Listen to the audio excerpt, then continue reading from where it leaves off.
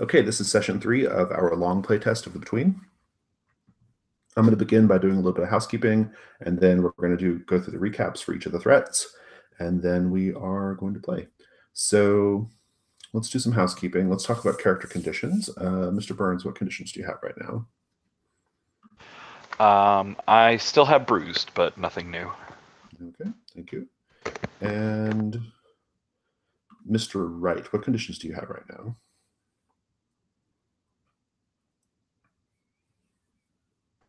I don't have any. Okay. And Ms. White? I have bruised and a concussion. Marcus? I have unnerved. You get rid of flustered? I got rid of flustered. Okay, yeah, you have flustered too, because you got kissed. All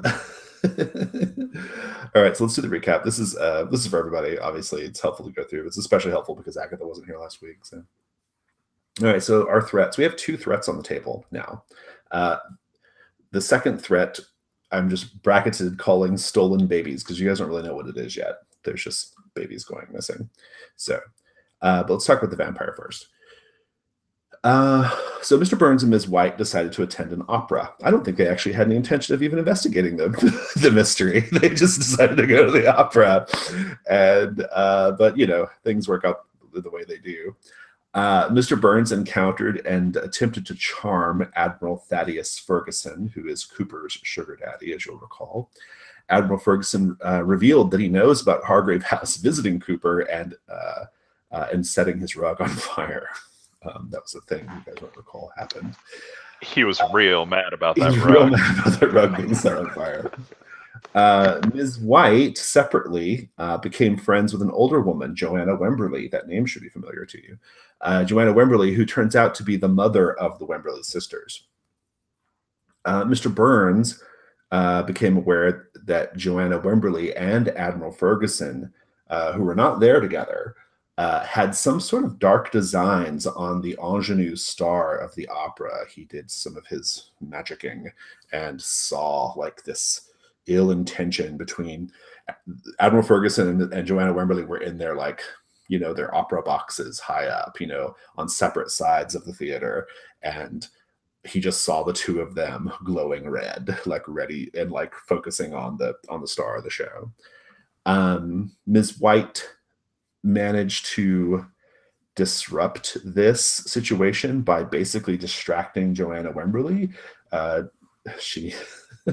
We made tons of box jokes during this scene, but basically Ms. White like joined Joanna in her opera box and began essentially seducing her. Discovered that Joanna was a vampire and took her out back, like kind of after the show was over, actually before the show even ended. Took her into an alleyway, was going to make out with her, ended up partially blowing her face off, leaving her bleeding in the streets.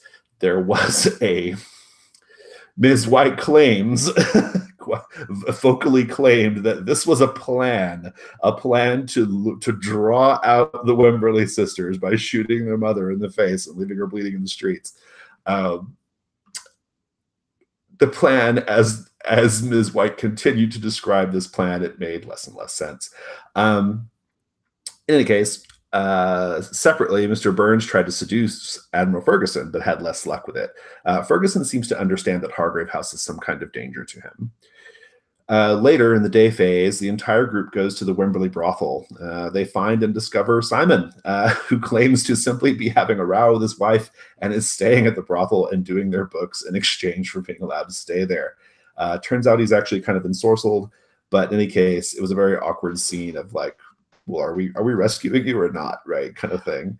Also, it sort of turned out that we hadn't been paying him in a while. There's that too, right? Yeah, exactly. So he felt like I owed you guys nothing. It's like, yeah. So, in any case, they ended up going up into the Wemberleys' bedroom. The Wemberleys tried to trap Ms. White for what she did to their mother. Like they allowed her to come in, but used magics to hold the other two out. And so Ms. White was kind of trapped in there by herself. But Ms. White, through some quick thinking, threw the curtains open, burned them with sunlight, and then did her thing, blew their heads off like she do. The Wemberley sisters are dead. Joanna Wemberley is still alive, however. So, and indeed, this threat is not resolved. The second threat: stolen babies. So 3 orphanages in recent weeks have had a baby go missing from the crib. No one, meaning the city, didn't really notice or care because poor people, until a rich couple's baby went missing under similar circumstances. Marcus happens to be friends with the director of one of the victimized orphanages, a Ms. Elvita Good. He calls on Elvita during the night phase while the other two are at the opera.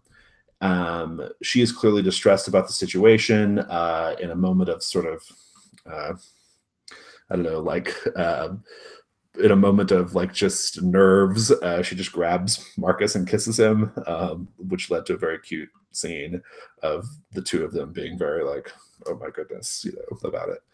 And anyway, Marcus did do an investigation of the crib where the baby went missing. Beneath the crib is a pile of dirt with a ring of mushrooms growing out of it. Buried in this pile of dirt was a tiny beating human heart, which Marcus pocketed. It was still beating. It was beating when he put it in his pocket. A strange thing indeed. And the enemy, of course, we have our little like sort of enemy scene at the end of session 2. This was an out of character scene where we saw Admiral Ferguson using a wooden letter opener to open his messages. He seemed very bored and put out by all of his letters and messages. He summoned Cooper and expressed his anger that Cooper had drawn the attention of Hargrave House. He then murdered Cooper by stabbing him with the wooden letter opener, turning him to a pile of ash and bone. So that is the story there. He even said like something like beautiful vampires are a dime a dozen or something, right? He said something like that. There are lots of fish in the sea. And so that's where we are at. Does anybody have any questions about any of that, or did I leave anything out? I did grab a mushroom as well from the ring, and the ring sort of withered after I took the heart. Awesome. I like how the picture of Mr. Burns keeps changing every week. I noticed that the Mr. Burns picture is evolving every week. It's a different person.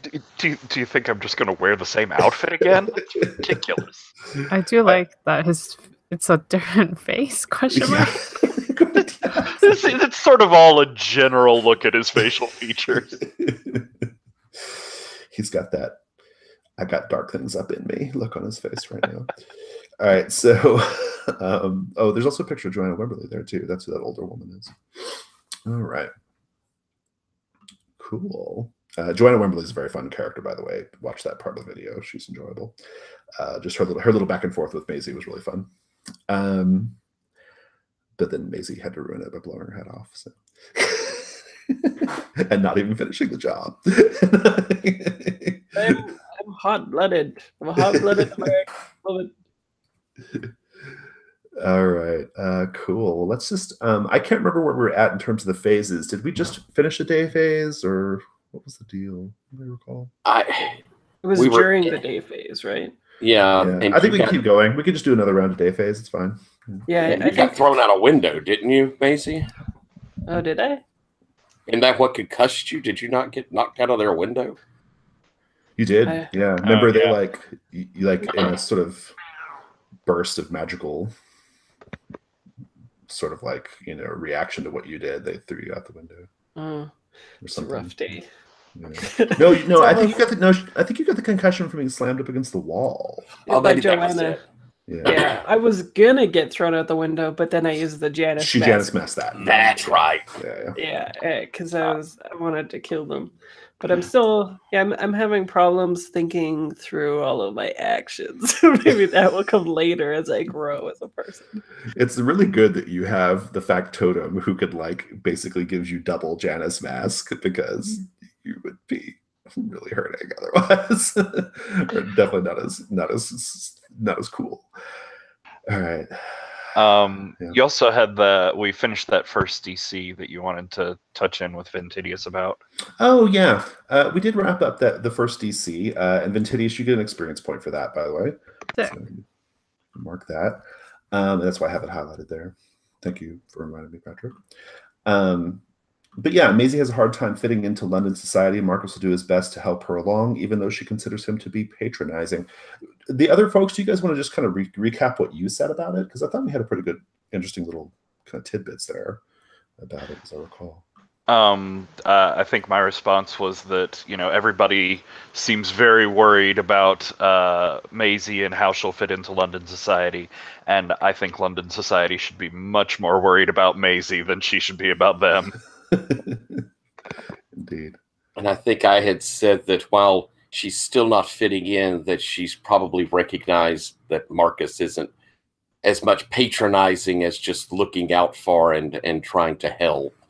Mm-hmm. Yeah, Maisie was projecting, I think, when she labeled Marcus as patronizing, and no longer thinks that either. Awesome. Well, I know you haven't had as much time with it, Ventidius, but if you have any thoughts, you can offer them I think Ventidius is very much the stereotype of an English gentleman would be at that time. So I think he is actually very patronizing.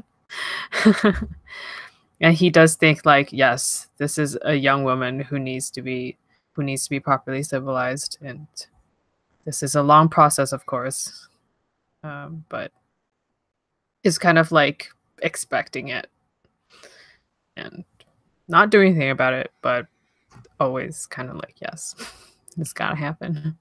Awesome. Good. All right. I would love to see that. Well, it's now the second DC, the third one on there, but the second one that's still active. Ventidius cannot bring himself to admit his feelings for Mr. Burns. I'd love to see that today. I think that'd be really good. All right. Let's just have a round of day phase then we'll go into night phase. But before we go into a round of day phase, new threat. All right, I gotta pull up some notes real quickly. You guys didn't think you were getting away. The threats keep coming even if you don't resolve them. My goal is to have I think in a long-term game, there should always be 3 or 4 active anytime. I want it to feel like Gotham City. So we're not going to get up to 10 or anything. No. 3 or 4 max, right? I think, and only 4 if for example, the vessel chooses to mark the one where the coven enters play, or something like that, right? So, because there's certain ones like the werewolf, the coven, the orphan. Those are only those are tied to playbooks, so and they only come into play if the playbooks force them. I do need to look up something there real quick. This is the new threat is one you're all familiar with, but I do want to get it on the table. I don't think any of you, even the last time you played this game, I don't think any of you saw this threat resolved, so it might be kind of fun to do it again. But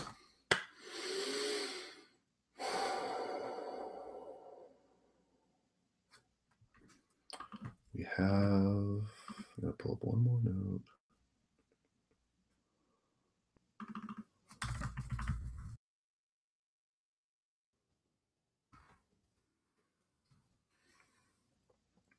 We do have a story in the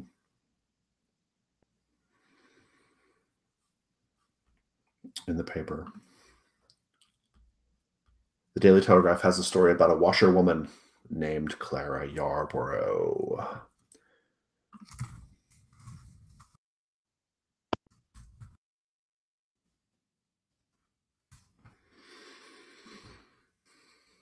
Washerwoman named Clara Yarborough. She was found dead in a hallway of her tenement building. Her face had been carefully removed, leaving just muscle, eyeball, teeth.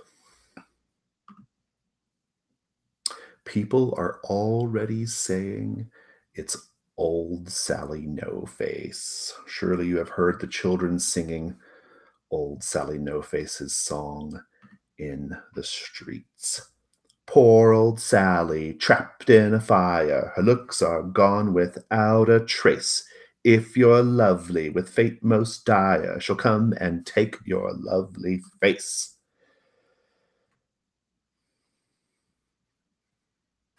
Establishing question. And you're right, Patrick, London kids suck. Establishing question for Mr. Wright, for Ventidius, since you're rejoining us. I want to know at some point today, how do you know the victim, Clara Yarborough? What's the nature of your relationship with Clara Yarborough? Okay. So, you guys are killing me in the chat. All right. So, third threat on the table, on the map, so to speak. Let's have a day phase. Whoever has an idea for a scene, we'll frame it up. I'll remind you about the goals of the day phase. Frame up scenes in order to interrogate dramatic conflicts. Frame up scenes to trigger the colleague move for purposes of clearing conditions. Frame up scenes in order to show your character at leisure. Frame up scenes to continue an investigation. And if you're really clever, you can frame up the scene and accomplish all of those things. Whoever has an idea, go for it. I wouldn't mind framing one up with Mr. Burns. Where do we find you? I suppose this would be after our vampiric excursion to the brothel. Perhaps as we've made our way back and are kind of, calming down, having a nice luncheon or something. Tea, it's probably tea. I think we lunched earlier. And I will try and get you a moment alone, probably towards the kitchen, I think. I always feel more secure in the kitchen. Mr. Burns, if I might have a moment of your time. It seems you have endless moments of my time, but please, what's this one? There seems to be some unpleasantness between us, and I would certainly wish to put that to the side. We have to work together, and I have nothing but respect for your talents. Pleasantness? Far from it. Marcus, I mean, does one feel unpleasantness towards a leaky faucet? Does one feel unpleasantness towards a table that doesn't quite sit right? No, I simply accept you as the presence that you are. I rather have an unpleasantness with tables that are off askew, but I catch your meaning, Mr. Burns. And as I say, I respect so greatly, what seem to be your rather hidden talents. I've discovered something. A friend of mine, a lady friend of mine, Miss Good. She is a fine woman who takes care of unfortunates, orphans. Perhaps you heard of some children disappearing from the orphanages. No, not even at all. Lady friend, you say? Yes. Please, do tell me more. Fine woman, is it? She is a great, upstanding woman and a long-time acquaintance. Marcus, who thought that you would ever become interesting? Please, go on. Well, I must say that a heart is involved to a degree. Oh, isn't that bad? Well, I was thinking perhaps you might have some insight, and I reach into my pocket, on this. And a little child's heart beats in my hand. More faintly, but yes. Well, that is rather unexpected. This Interesting. isn't how you plan to woo her, is it, Marcus? No. It was found. I found it underneath the crib of one of the children that disappeared, surrounded by a circle of toadstools and a pile of dirt. It's all right. You can hold on to the heart. No need to bring it closer. As I say, you have exhibited extraordinary talents in the past. Perhaps it rings something of a bell for you. Perhaps it... I don't know how to properly say this, Mr. Burns. Do you see something? It's a little early for seeing things, even for me. Let me pray on it, Marcus. Oh. Prayer. Hmm. I did not know you were a religious man, Mr. Burns. I did not know you were a romantic one. Anyways, let me consider it for a while. By tonight, perhaps the time will be more right. Thank you, Mr. Burns. I would consider it a personal favor. I would consider it the same if you remained on this level of interesting, or perhaps even higher at all times. This is a whole new Marcus I'm seeing. Very good. What were you aiming for? Any DCs there by chance? I was trying to aim for finding out hiding something for the rest of us, trying to get out of Mr. Burns, kind of where these visions come from. Yeah, I picked up on that. Yeah, I'm into it. You can mark. You get 2 boxes on that. And I think is unnerved fair for condition for I can't start a colleague move with him though. Oh no, I'm talking about giving unnerved to Theo. No, I think that's fair. I would say it would be more shocking or horrifying for anyone else. I think for you, it's unnerving, right? Considering your experience with the occult. Fantastic, thank you, Mr. Wright. Do you want to go next as far as framing scenes? I did also want to frame a scene with Mr. Burns, just because we haven't had one together. But go for it. I mean, we'll just let Patrick go last on his scene framing. It's no big deal. Okay. Where do we find you guys? Let's see. There are so many threats. I'm not sure.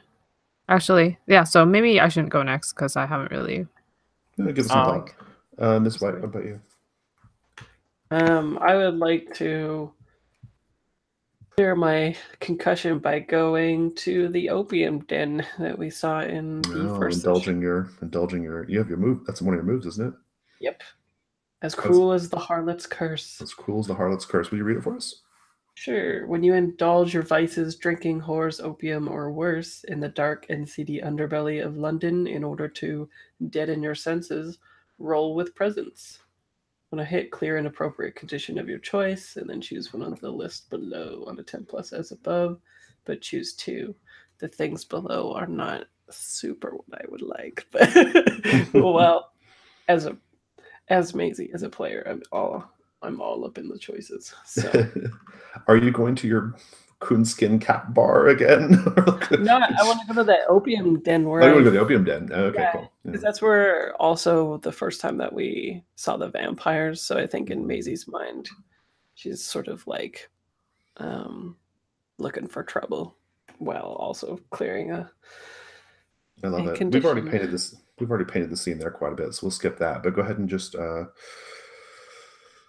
ahead and roll those presents. Okie dokie. Well, now I might just have you kind of narrate the scene, or depending on what choices you make. 7, 8. Got an 8. All right. What happens on a? Let's read that. On a hit, clear an appropriate condition. You can clear concussion. That's fine. And then what do you choose from the list? Let's see.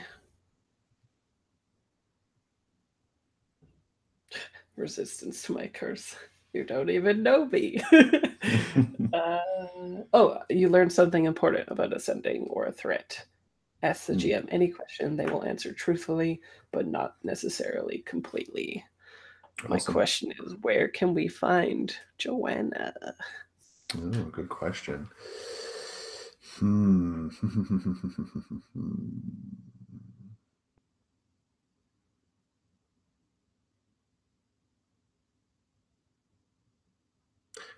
turns out that while you're smoking up, you overhear the proprietor of the opium den, a Mrs. Chang, chatting with some of her associates and explaining to her associates that she's heard that Joanna Wemberley is dead and that maybe they won't be making their rent payments this month or ever again.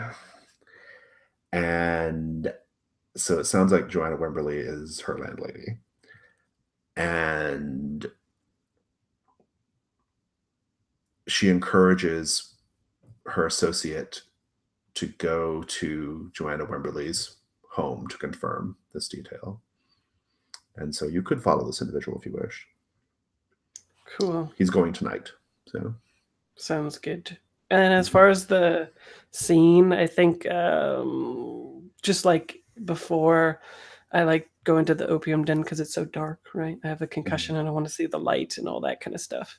And on film, we keep seeing like a sort of surreal texture to the quality of the film as like Maisie keeps trying to think about her past, and then the concussion's the thing that's doing that.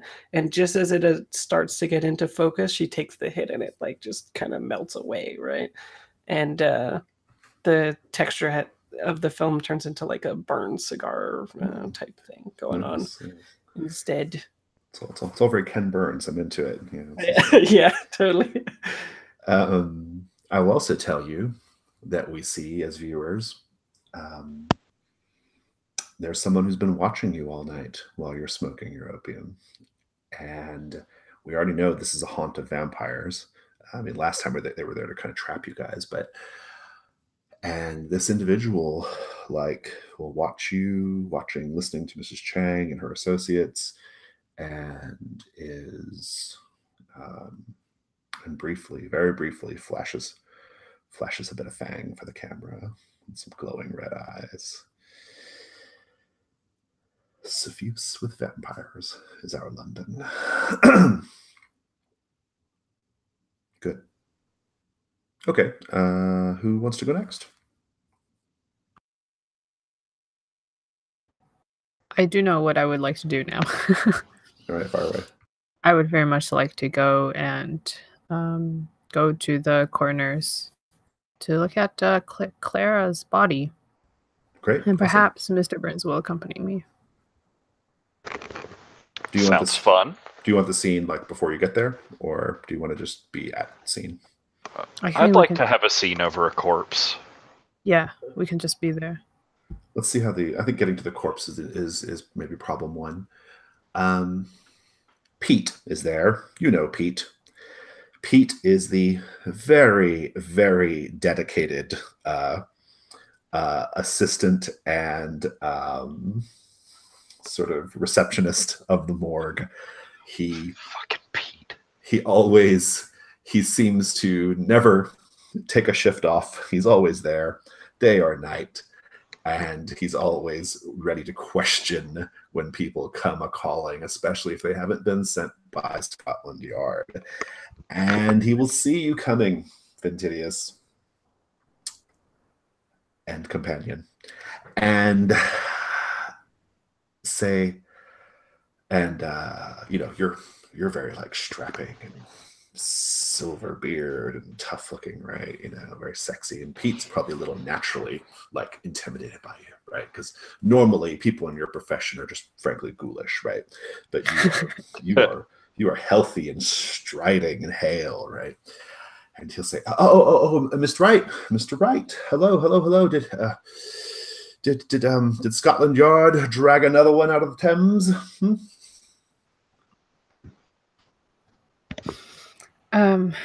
I think Ventidius gives I give a rather ascetic smile. So it's like a little far away. Pete, you have the new faceless woman?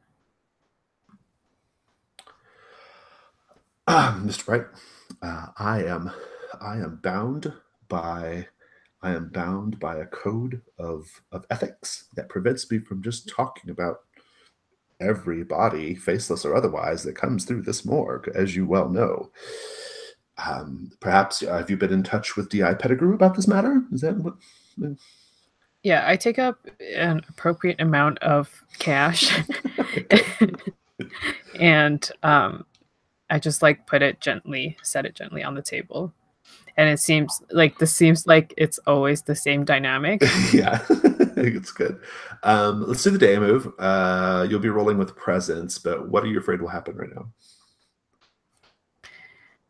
I'm afraid that he's going to throw a fit, as sometimes Pete is wont to do. If he is like hung over or something, then sometimes he becomes rather careless. That is not what I want. I think he, like, if he'll bar me from going to see the body. Yeah. Okay, go ahead and roll plus presence.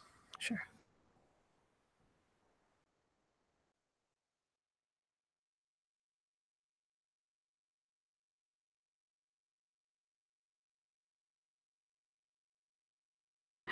I thought I didn't have the page, so I was trying to roll on here, but it didn't work. Okay.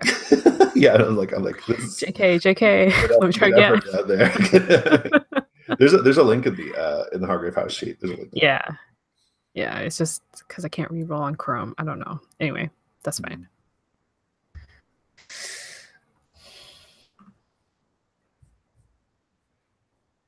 Seven.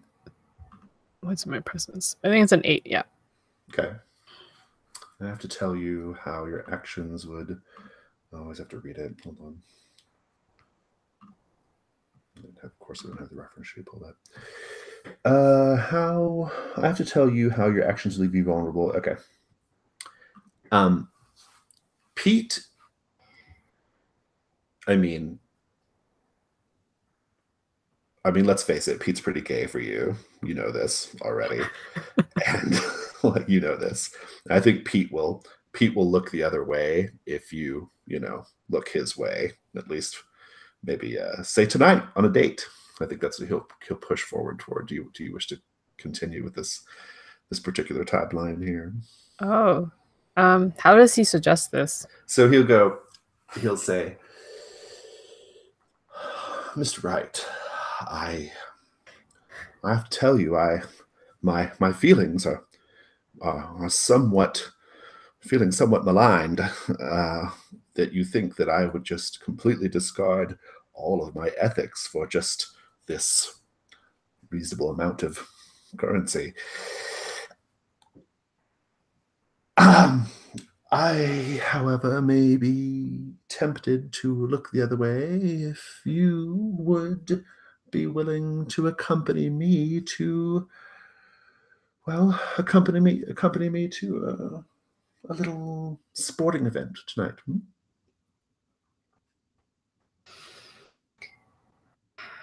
I look at Mr. Burns very awkwardly at that. And he looks at Mr. Burns and says, and kind of like furrows his brow and says, unless you already have plans with someone else tonight.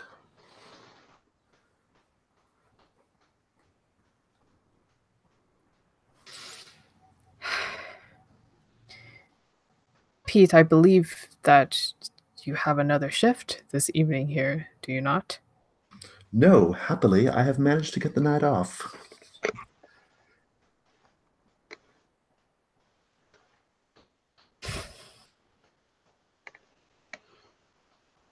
If you were in need of money, you could have just asked. Though far be it for me to say so. I don't. Well, Oh, fuck. You misunderstand me, Mr. Wright. I simply desire your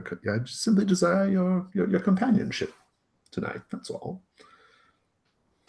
In exchange for allowing you to look at a body which may or may not have a face, and which may or may not be under your express jurisdiction at the moment. Okay. Pete, I thought I'd known you for a while, and that there is at least some sort of friendship amongst us, amongst men. But I see that you have decided on this day to gravely insult me. This is that. I, of course, meant no offense, Mr. Wright. I, uh, I meant no offense at all, but... No, you just designed on me like you would on a whore. And I'm actually upset. I think he just looks really like awkward and nervous, like, I don't know what to say. And I go and I take that reasonable amount of cash back and I say, I apologize. He's like, Mr. Wright, I'm very sorry. I certainly did not mean to challenge your dignity or integrity. Perhaps you should come back tonight. I turn around and I bow to Mr. Burns stiffly, and I walk out. Mr. Burns, what do you do?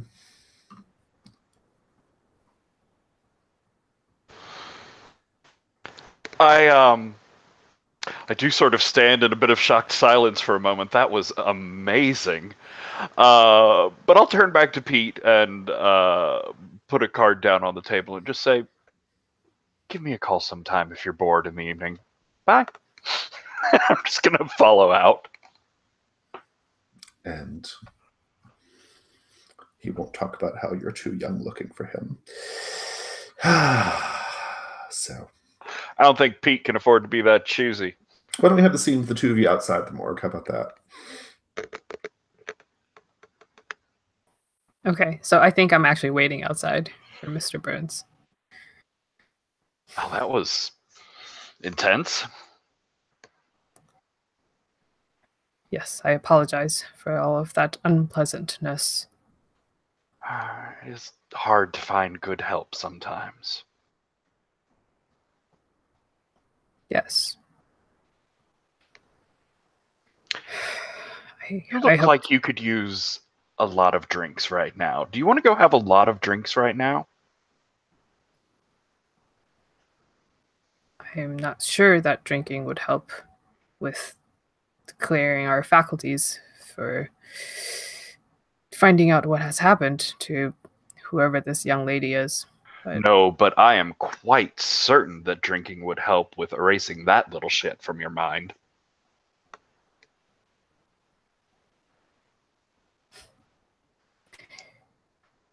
did you have a way with words, Mr. Burns? And I look like I'm acquiescing. Come, that's fine. Nice. I think you definitely hit the Ventidius cannot bring himself to his feelings DC. That was very good. All right, so you can mark that one there, Ventidius. Okay, who else is owed a day phase? I think just you, right, Theo? Yeah. Okay. So I picked up the Beacon in the Dark move in between. And I think maybe like there's a seedy like weird occult street in London where you go to get strange Eye of Newt and ritual ingredient type things. And I think I need to go there and get some stuff if I'm going to try and figure out anything about the weird freely beating heart that Marcus found. So I'm interested in maybe just having a dark encounter in the alleys there with something weird. Does that have to be at night? I thought it has to be at night in particular. I could be wrong about that. It does say at night in the middle there. Yeah, that's an at night thing. You can still go like do that, but I just suppose it would be you may not get the outcomes you want.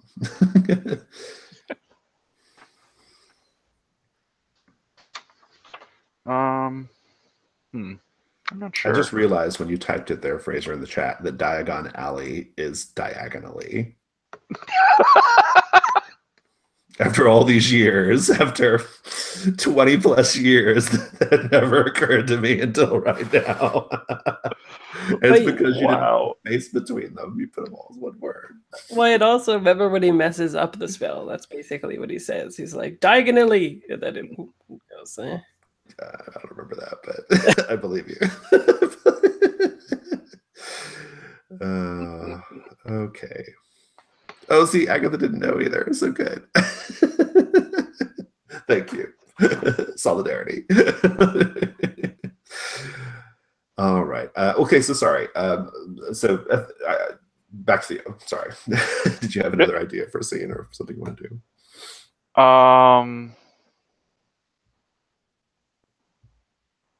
Not in particular, no. I'm sort of interested in getting to studying that heart, but I really want to do that at night. Yeah. Did you had a day phase last time, right? I mean, you did. Yeah. Yeah. So then we can. Then you don't have to do one now. It's fine. Well, if you wanted to, you could contribute to the Theo is hiding something thing and mark a tick on that box and then get some XP out of it. All you have to do is show me a little bit about what you're up to, darkness.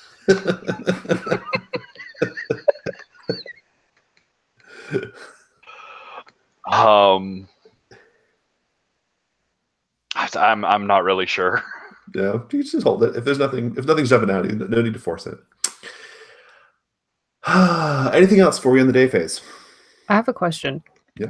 So one of my moves is night work, and it says at the start of each session, roll a d7. Yeah, let's do it now. Yeah. Oh, okay. I wasn't sure if it was only supposed to be for night or day phase. So we're supposed to do it at the very start. I forgot about it. So okay, my bad. Go ahead and roll it up. See how it goes. Okay. Ooh. Hold on. What am I rolling with? Looks like Reason. That's a 7. Yes. All right, get to choose 2. Okay. Did we lose resources for Hargrave House? Yeah, you guys are down to 2. Okay, yeah, I want to gain Okay. a resource. And I would like to get a body part. Nice. Because screw investigation. So note the body part and then tell us why you chose that body part. What was it about it? Yes, please. Okay. Well, I guess I can't get that fairy heart, which sucks. No, this is something you would have gotten like just during your off-screen ghoulish activities. So. All right. I think I get. Yeah. I get the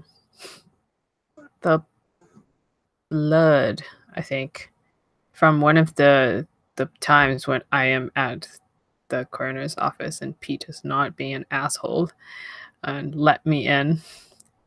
And while we were draining bodies, I took that from one of them, and it was from, I think it was from a young man with tuberculosis.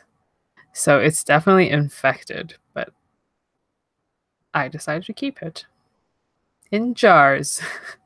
All right, very good. Blood acquired. Okay, fantastic. Well, we'll do the night phase. We're going to take a break, but I want to go ahead and just direct your attention to the overscenes real quickly. Go to the folder. And what did we do last time? Can you guys remind me? Did we do Ms. Wainwright? We did the tarot readings. Yeah. Let's do Madame Morvain's. I've got more of these coming. I promise. I haven't just put them on the sheet yet. Let's do Madame Morvain's Boy Tour. So those are all paint the scene ones, and we've all had experience with it. So, but you might want to start thinking about it. And yeah, we'll come back in 5.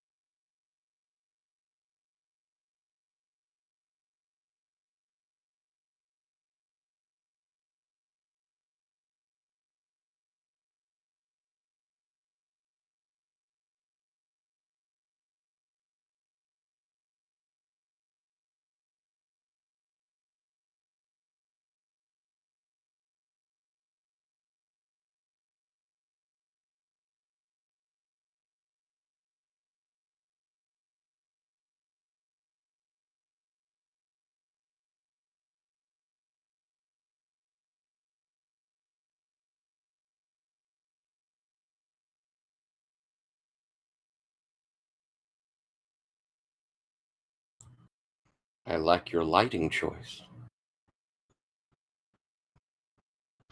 It's been a matter of trying to find balances, but yes, I like it better than the overhead light. Mm-hmm. Now that it's gotten dark out, it's good.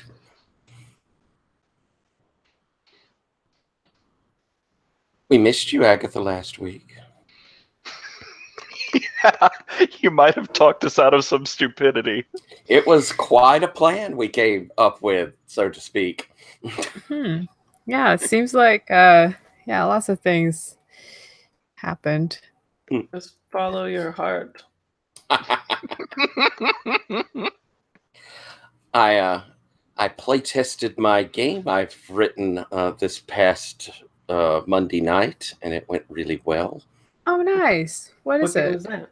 It's called Fireships at Midnight. It's a short historical mini game about the Spanish Armada. Ooh. I got another play test on Sunday and then some rewriting to do, and I think it's pretty close. It went really well. Cool. That's exciting. So is it like a story game or?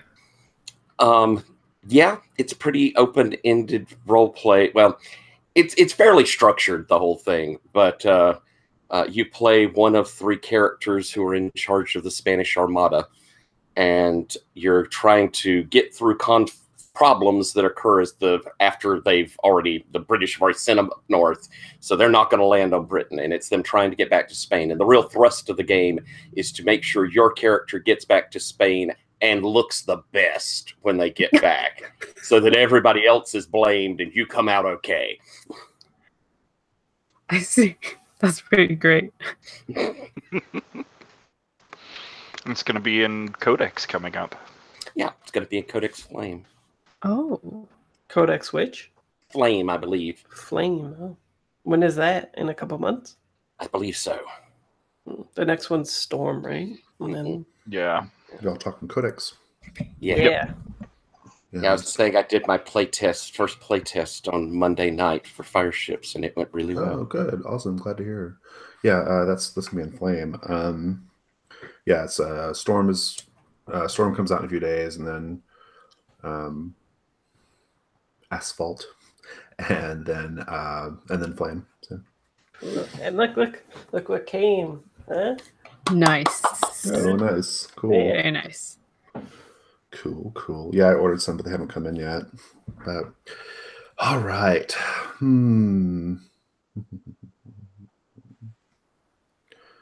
So we always kick off the night phase by, first of all, asking you each what you are going to be doing in turn, and then after you've all said, you can change it if you want, based off what you've heard everybody else say. And then I'll ask you if you wish to invoke any assets for the night, and then we will begin.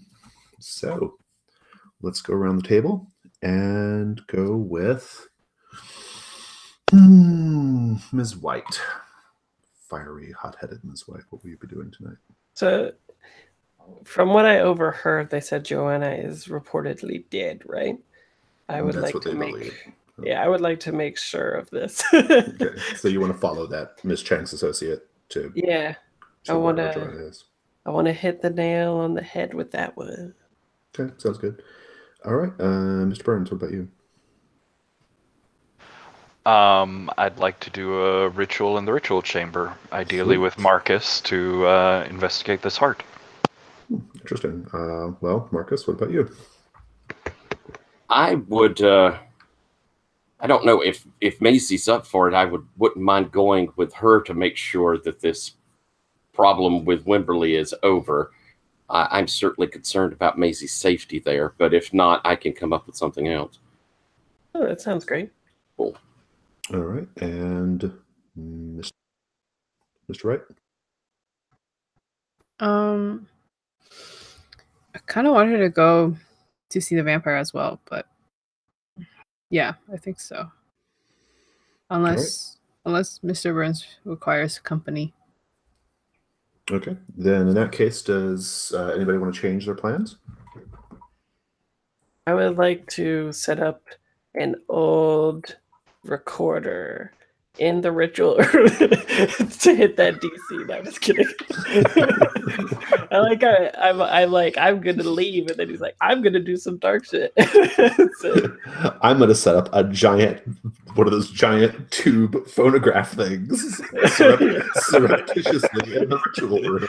well, I just mean because my DC is like, I'll discover what they're doing, right? Like It's the size of a dark car engine, but I will hide it in there. like all of my plans, it makes much sense. Okay, good. So 3 going towards to pay Joanna Wimberly a visit.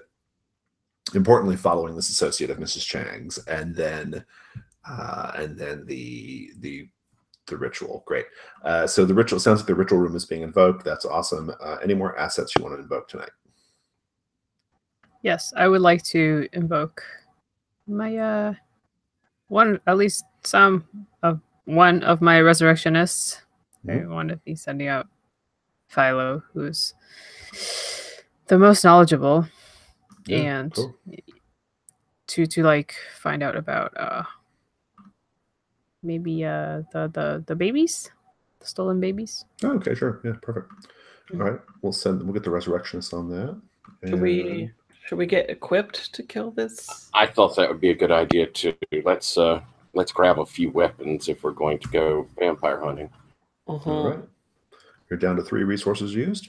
Go ahead and just everybody name what your everyone's entitled to one, even if you're not going on the hunt. That name whatever item you're getting, or whatever vampire killing implement you're going to have. I'll have my umbrella with me and probably a small revolver. Okay. My expensive bullets. Silver bullets. Awesome. Yes. I have a cane. Awesome. How's the cane fitted with vampire hunting stuff? It's wooden. Oh, nice. Okay. Cool.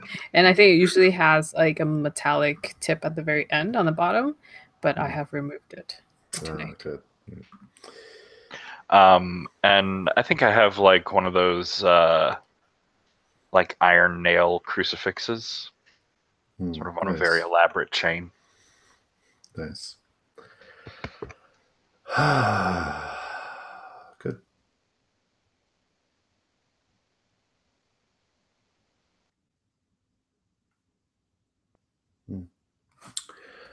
Overscenes.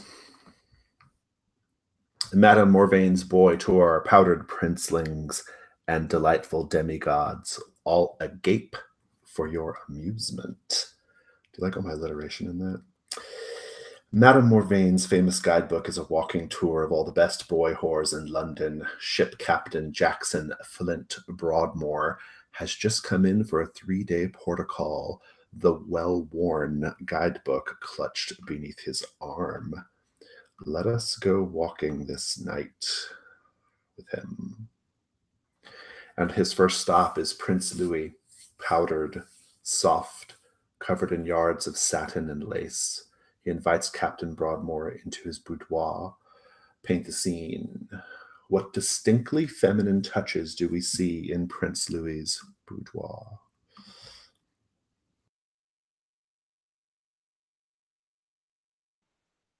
I think all of the furniture has I don't know what it's called, but the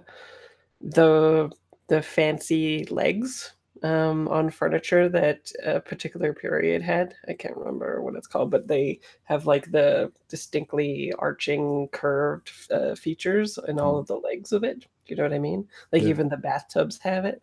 I think everything in this room has that feature. Good. I think we see Louis sitting on the edge of probably like a chase lounge, and as we're looking in, he's rolling up white silk stockings up over his legs. Fabulous. I think Louis' hair. It's you know, sort of sandy blonde, but there's a ton of it. It's very long, and it's done in all these sort of like loose, messy braids that have ribbons of like pink and purple and red sort of woven through them in all different sizes and shapes, sort of making a mane going back. And scattered all through the room are just luxurious bouquets of roses, and some red, blood red roses, some scattered almost seemingly carelessly, but always wherever you look, it's just it's a perfect Instagram photo. No, it's always just artfully arranged. He's an influencer, so True. Influencer of Victorian London.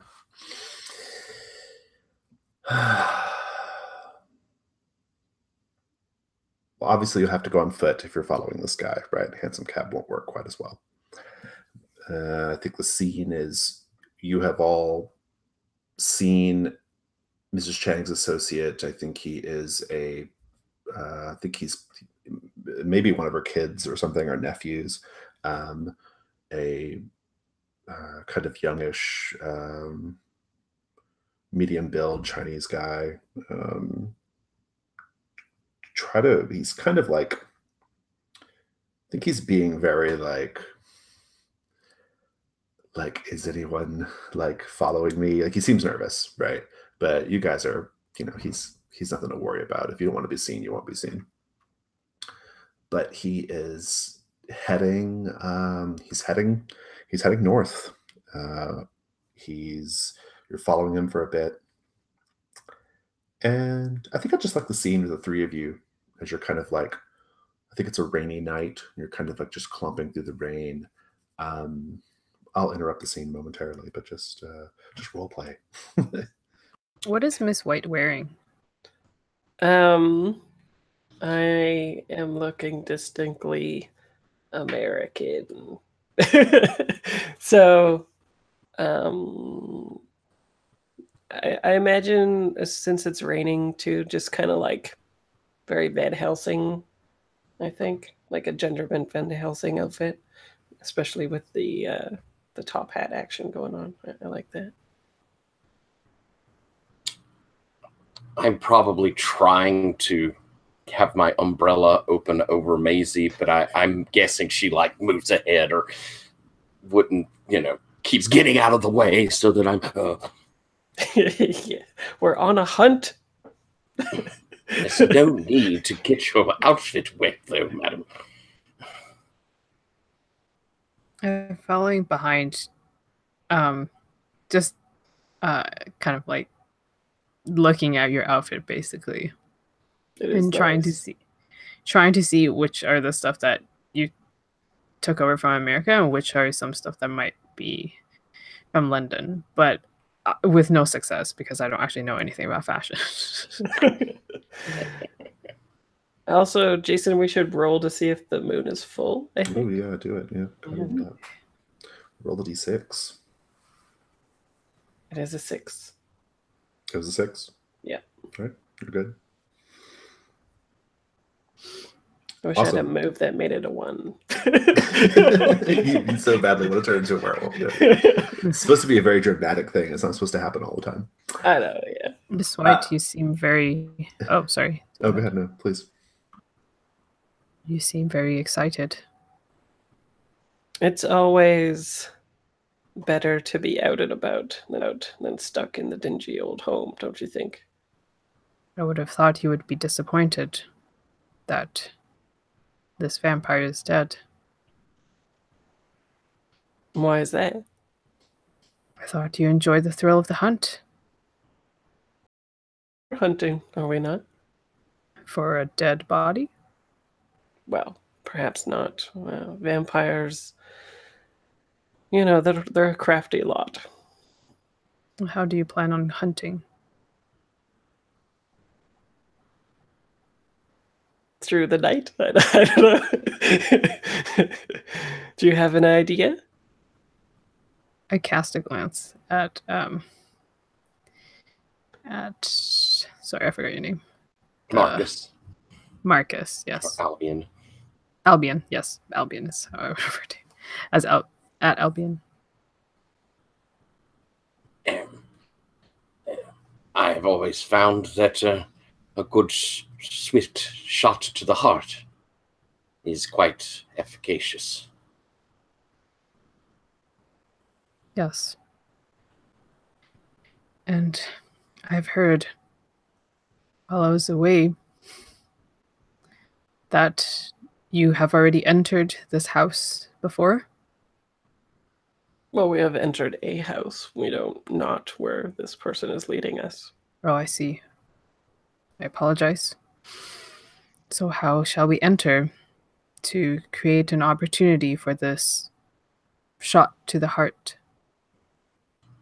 Well, depending on where they enter, I say we take them from all angles. Us three. Unfortunately, I do not possess a gun. Don't you have a weapon, Agatha? I do. Oh, okay. Well, I'm sure you'll play a part, and I kind of like glance over at Marcus and like roll my eyes. As you guys are having this conversation and walking down the streets, you will hear a voice ringing out from an alley. Ventidius.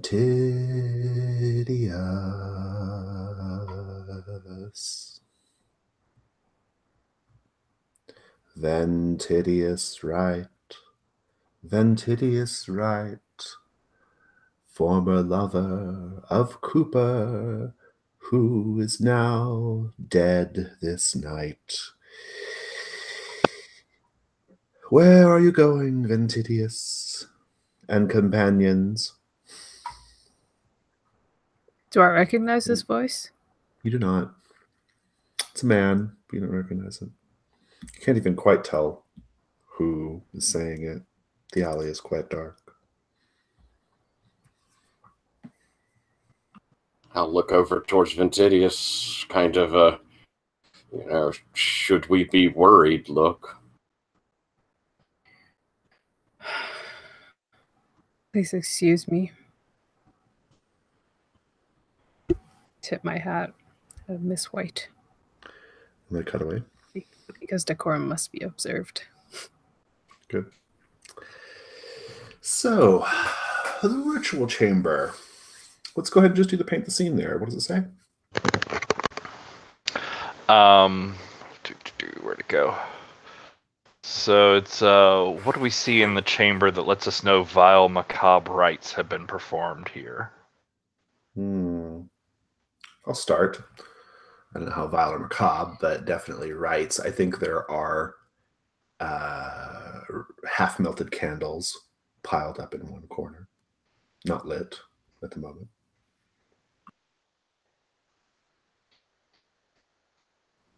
Piled macabrely in the corner. Maybe there's like there was some windows, but smeared blood has covered them and now blackened.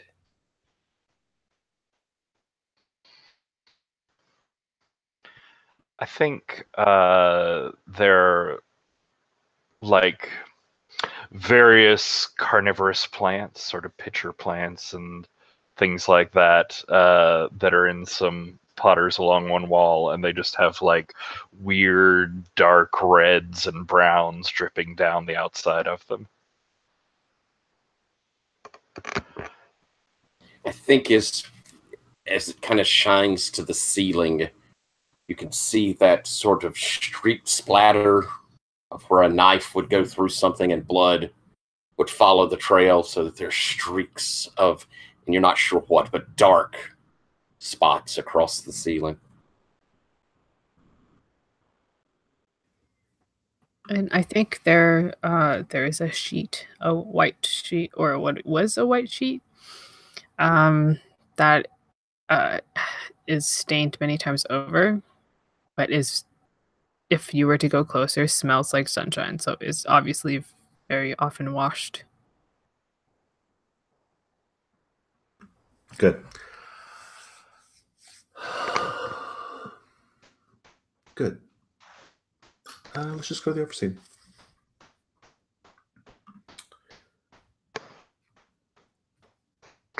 So back to the overseen. Anthony the Adonis, whose body is rubbed with golden powder. Paint the scene, rather. What do we see in the room that lets us know Anthony is dying of consumption?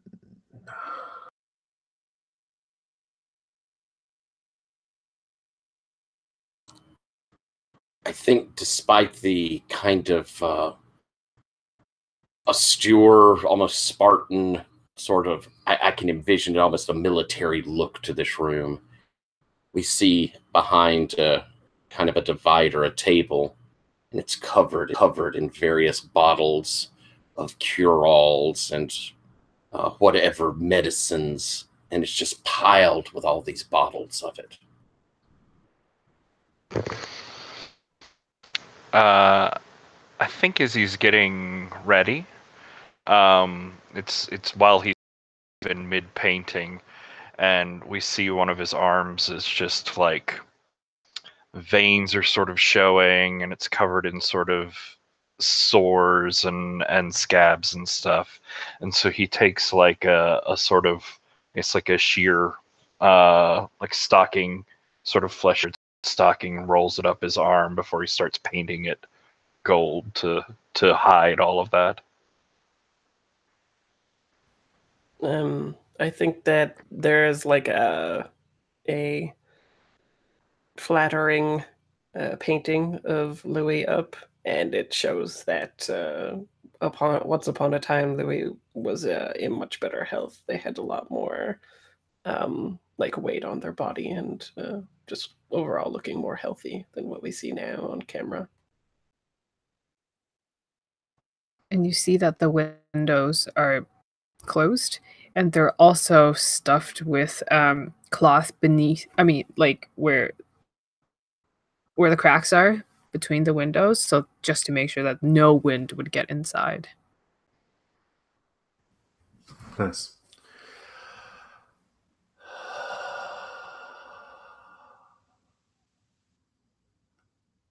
A young man steps out of the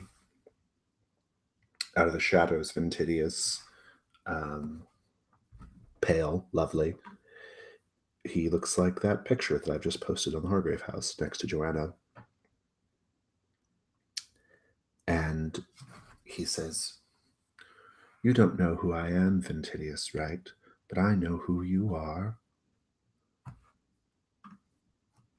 And I know that your companion was making an awful lot of noise the other night, being very, very obvious about following someone to the home of Joanna Wemberley. You should disengage from this plan of action." And what do you propose, Mr. Well, I'm simply delivering the message, but now that we're here, Cooper used to speak very highly of you when he could speak.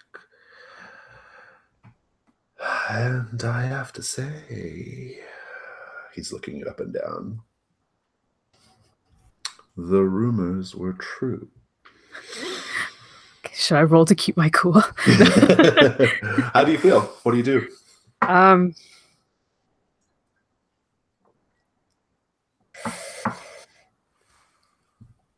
I am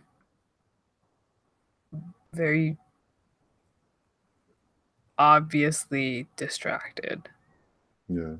And it's almost like I already forgot about my companions behind me. Indeed. Well, I will cut to your companions briefly, Marcus and Ms. White. Ventidius is taking a minute. What do you all do? Is the person we're following getting out of sight? Yes. I think so, yeah. I think we must continue then.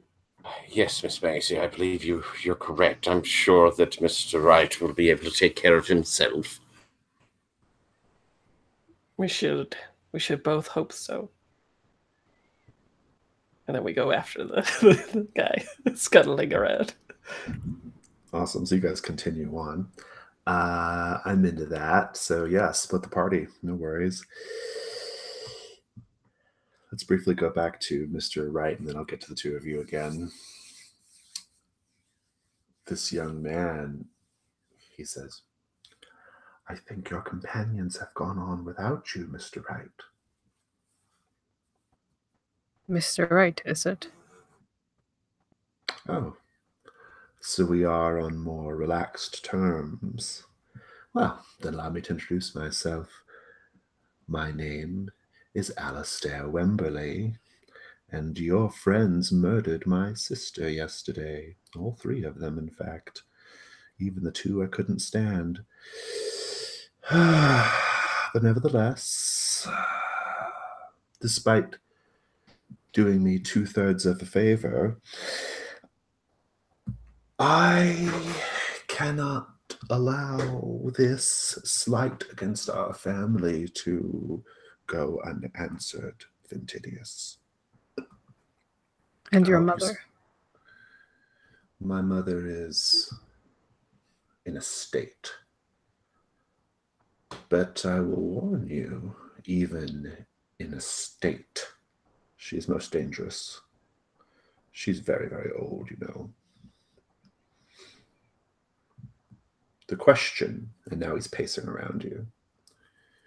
The question is, what are you going to do to make me whole again?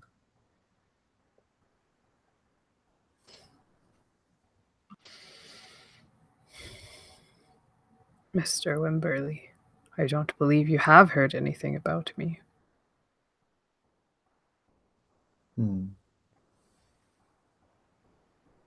What do you propose? Would you like to kill me? Take my life? I don't know. I certainly want to feed from you, that's for sure. Sometimes accidents happen. At this, I reach up to my cravat and I loosen it. I think I do want the roll now. Give me the day move for just keeping your kind of with composure. Sure. What are you afraid will happen? What am I afraid will happen? I am afraid that I will I will lose my reason. Meaning you'll become like infatuated with this person? No, that I will forget all of the priorities in life. Okay. Yeah, we'll go one step further. I think he'll straight up enslave you, right? Yeah. That's what vampires do. Roll plus cool. Or plus composure.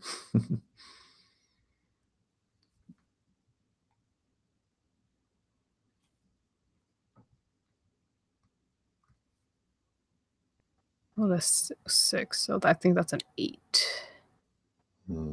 Yeah. He will approach. He will bare his fangs. And he will sink his teeth into your neck. Push you into the darkness of the alley. And he will drink. And I'm going to give you the conditions drained, as well as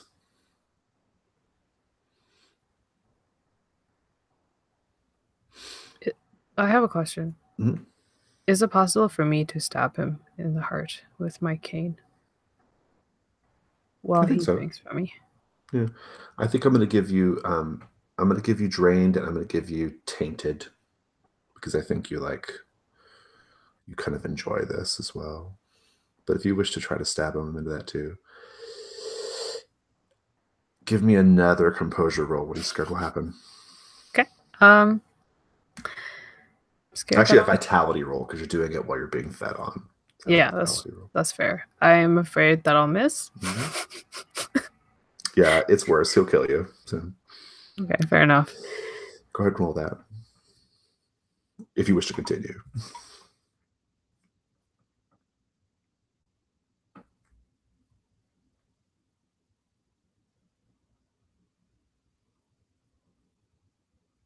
That's a 7.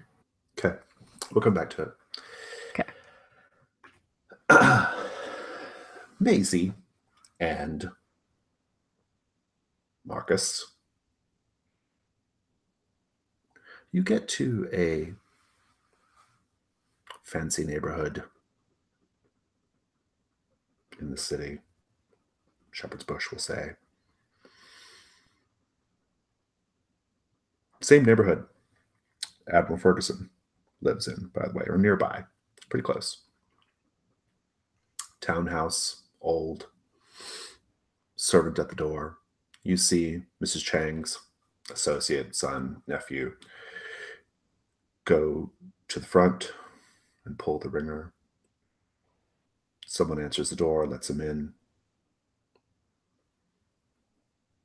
The only lights on in the house appear to be the foyer lights, or at least the chandeliers and lanterns lit. What do you do? I think as we were walking away too, I turned to Marcus and I was like, all mouth, no trousers on that one. to the person that we just left. Miss me. So when the guy goes in, he's doing his frantic looking around still and everything, right? Well, he's once he gets there, he kind of looks to make sure nobody followed him, and then yeah. He's bad at that, by the way. I turn to Marcus and I say, "That's a fine looking trap, wouldn't you say?" As you say, Miss Maisie, should we wait for his exit before we attempt some sort of entry? If I know Joanna, I'm not sure he would be leaving anyway. He might have just served his purpose.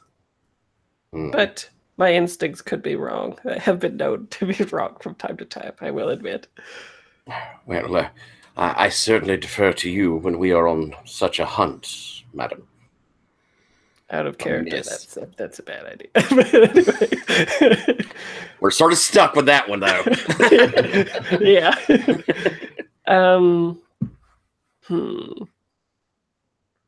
Okay, well, out of character, my default plan with this is like we should just burn this mother down, right? Not even go in, just like Molotov cocktail that shit. But what are you thinking? I'm not thinking Molotov cocktailing that shit. I will say that. Okay. Perhaps we should work our way to the rear of the house and see if there's some way in. Sure, that sounds prudent. Indeed. So you guys are going to go around back. Right, Yeah, we'll we'll come back to that. look for more infos. Indeed. So, Mr. Burns, tell me about this ritual. Is this Rites of Salt and Smoke? Do you have that move, or is this something different? No, this would be thinning the veil. Okay, good. Be about the closest I would get here. I mean, it might just be a sort of night move sensitivity roll, right? But, Yeah. Or information gathering. Right? But yeah, I think the door to the ritual chamber sort of flies open, and you hear Theo like yelling down the hallway for Marcus. Marcus, doing this or not? Sort of echoes through this empty house, And I look down and I think I see like there's a nicely wrapped little package with the heart in it that Marcus has left there. With perhaps a small note excusing himself because he had responsibilities with Miss White. But yeah, Theo is standing there like obviously drunk. The half-empty whiskey bottle in his hand is sort of an indicator there. His suit is like taken apart, and he's just in his undershirt and sort of like suspenders half hanging off. There's a cigarette like hanging out of his mouth. Picks up the heart and carries it in to where in this room now it's almost hard to see all the details around the wall that we saw earlier. Because there's just all these braziers going with smoke pouring out everywhere. And he takes a deep breath in of the smoke and heads towards the center of the room, unwrapping the package, just sort of like throwing the bits of the box behind him. And there in the center of the room, there's this like circle of like script inlaid into the floor, sort of Kabbalistic symbols. And just in a spiral starting at the outside and working its way slowly and slowly in is where he's taken all these different colors of chalk, like reds and blues and purples, and he's done this Latin script, this repeating prayer over and over and over again that just spirals in towards the center where there's a hole just big enough for the heart to lay in. And so he lays the heart down and just begins chanting over and over again prayers in Latin, like in nomine Patri et Filii et Spiritus Sancti, just over and over again. Fantastic. So while you're in the ritual chamber, your sensitivity and presence are increased by 1, but you also take the tainted condition. I'm going to have you do the information move with sensitivity, so you'll have it with +1. Okay. So that'll be a 3. I do want to know what conditions you have, though, apart from tainted. I think that might be kind of bruised, unnerved, and now tainted. I don't think those apply. Been a rough week. But that's 9 + 3 is 12. Good. On a 12+, you get to ask any question in the world, plus a follow-up.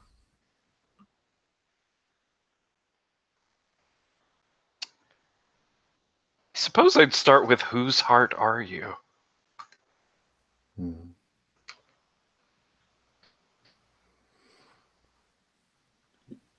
You get a vision of what appears to be a baby in a crib, the gender unclear. It appears to be a nice crib, a very pretty environment.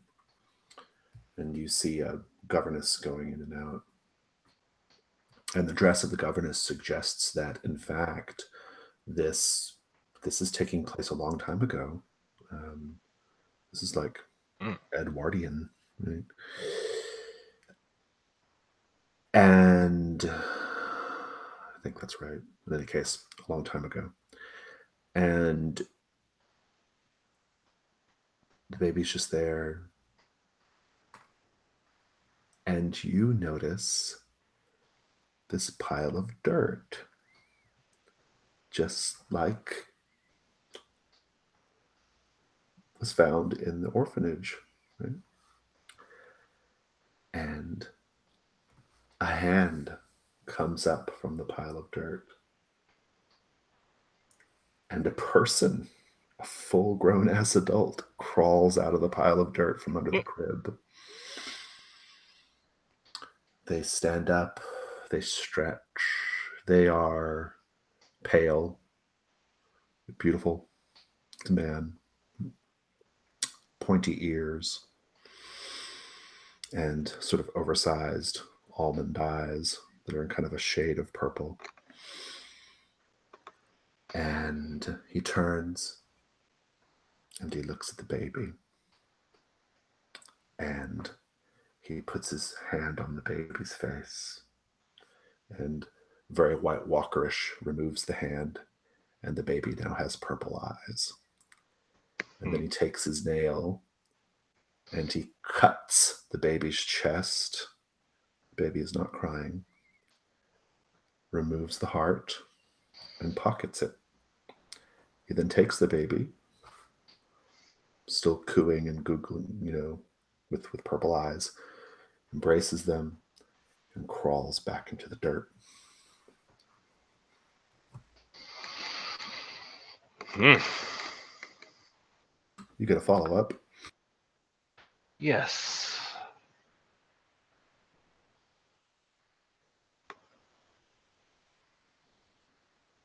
This one, though, was found under the crib in the orphanage. Why was it left behind? This, to be perfectly clear, the heart that he just took out of that baby is this heart. Oh, was there not a baby stolen from the orphanage? There was. Mm-hmm. But this is not that baby's heart. No. Still, though, why was this heart left here?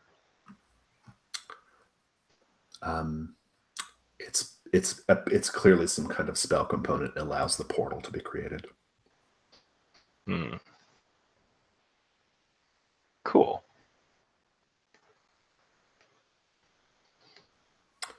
Overseen.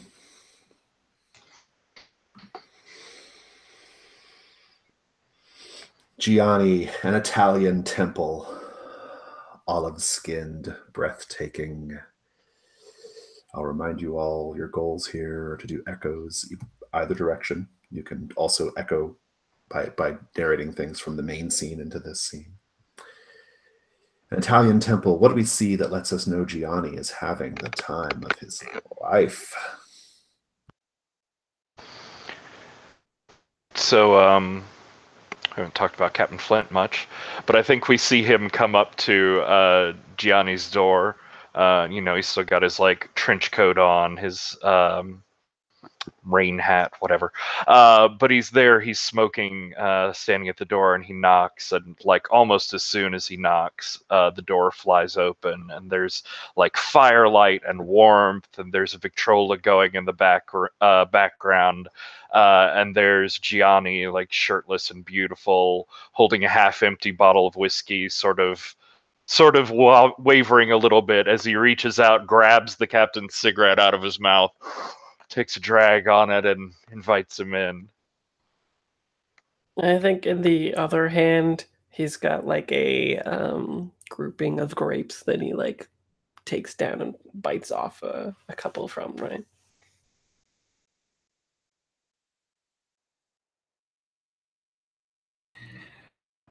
I think we can see that in the room behind him, in this warm firelight, we can see that there are gifts that have been left for him. Just very ostentatiously stacked, unwrapped, but that there's just gifts left all over by these many admirers. If you were to look closer, you can see on forgot his name. Gianni, that there is a slight sheen of sweat, and then outside you hear the gale of the wind, and then you can also see on Gianni's face that it's slightly flushed, and he just had some real good sex. Nice. Good. I need a bio break. Let's take a quick 2-minute break and come back.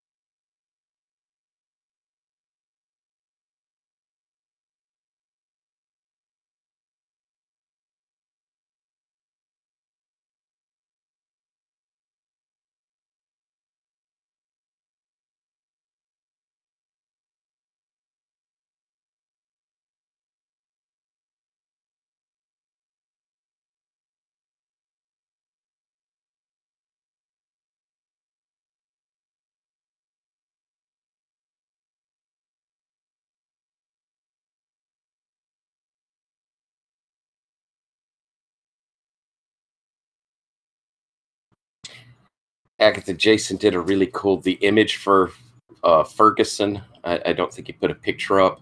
I don't know if you've watched The Terror or Game of Thrones. Did you watch either one of those? No, I haven't. He's got a character from it, Siren, someone else, but that's who his image is for him. Who's a excellent actor. Jason did a really cool impression of it. Wait, for whom? Sorry. For Ferguson, the admiral who we've discovered now is the enemy. Really? Mm-hmm. Oh, okay. Wait, let me Google. Is that picture on the? No, he didn't right. put him up. If you look on the Terror, for like the Terror, or if he's the Lord in that one, or he's the King Beyond the Wall in in Game of Thrones. It's Siren Hines. Hines, that's it. Wasn't he the uncle of Jon Stark? No, I think he's Mance Rayder. I think he's the King Beyond the Mountain, or King Beyond the Wall. I believe so. I haven't watched Game of Thrones in a while. Siren Hines. Oh, I see. Yeah, I like his accent. Mm-hmm. Jason did a good job with that accent. Mm-hmm. He's a great actor. Both Siren and Jason, I suppose.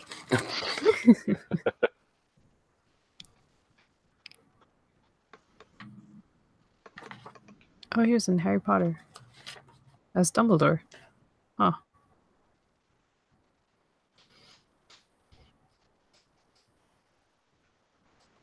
He's one of that BBC stable, so he popped up in a bunch of things for a while.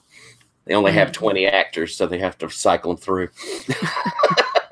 It does seem like it with BBC. That's what you get with socialized acting. Everybody gets to have a part. Yeah, and they must have been pissed when they were like, Idris, where are you going? Yeah. Bro, you were in everything. He's like, well, America, they gave me lots of money. Yeah. So, I'll be back. Let me get some money first. yeah. I want some of that Patrick Stewart money. Thank you. Yeah. He was Caesar in Rome too. Oh. Yeah. Ooh. That's Are you the talking first. about Siren Hines? Yeah. Yes. I haven't watched the video to see how it was doing with his voice last time. I'm sure it You was did great. really well. Was it good? Okay, good. I haven't listened to it yet, but yeah. Yeah, I was complimenting it to Agatha.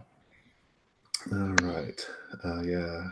I think Siren Hines is he really looks like in my mind what Admiral Ferguson would look like. All right. By the way, you guys are really knocking it out of the park today. This is a really good session. So, all right. Oh boy. Speaking of young people who are just looking for sex, there's one being murdered in the alley right now. You got a 7, right? Ventidius on your Can I Janus mask it? let me tell you what the results are, and you can decide. Sure. Basically, you've got, how many conditions do you have right now? You have quite a few, right? I got 2. Yeah. It's the 2 that you just gave me. Yeah, and you're gonna pick up probably at least one more, because I think you're gonna be able to kill him, but it's going to be really violent. It's not going to be a clean kill. He's going to get some hits in on you. So you'll be left with 3 conditions. If you want to do it totally clean and maybe get a bonus as well, you can Janus Mask. It's up to you.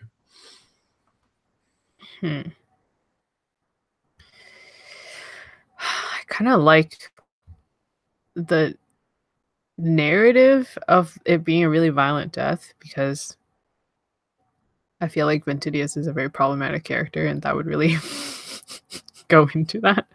Yeah, you should see my undeniable that Jan is playing in the other group. Holy fuck, it's a great character, super problematic, but it's good. I'm into it though. I love it.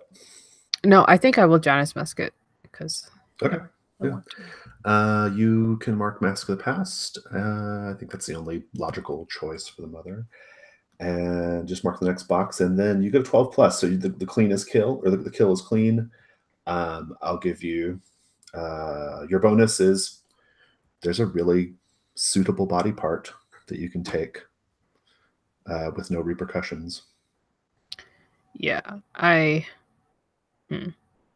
So while he's sucking on my blood from my neck, it's just very slowly one of my hands reach over to the back of his neck to like bring him in closer, while the other one like raises my walking stick, wooden and deformed, and then it just like you don't see it on screen. You just hear this like, and it's like, ugh. And then I think after that, it's like my hand goes up into his hair, and I want to go into my Janus mask if we're cool with that. You want to go ahead and narrate it right now? Yeah. Yeah, please do. What does it say? It says, let's see, narrate a flashback to the first time you experienced love for the person you lost.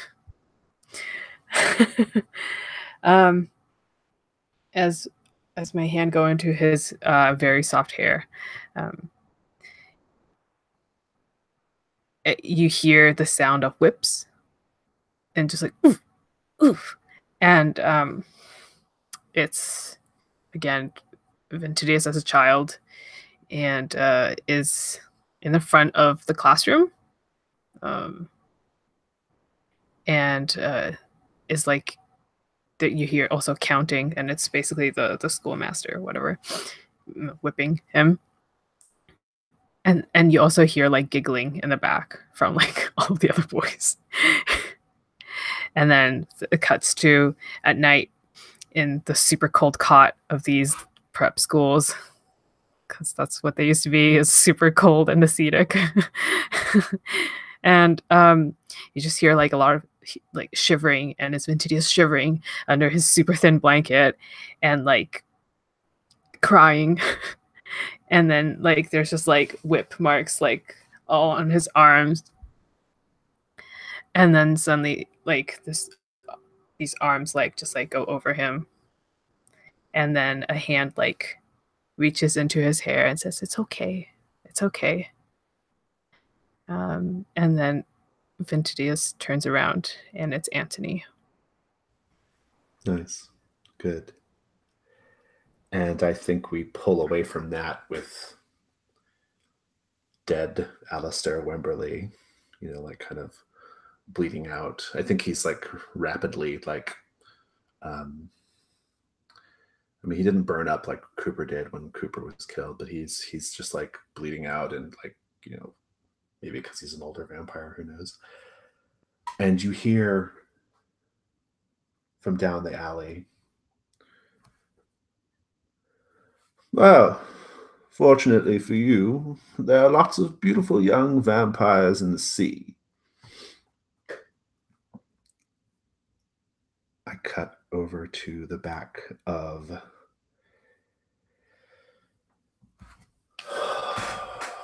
this townhouse where we believe Joanna Wimberly lives. What do you do, Ms. White?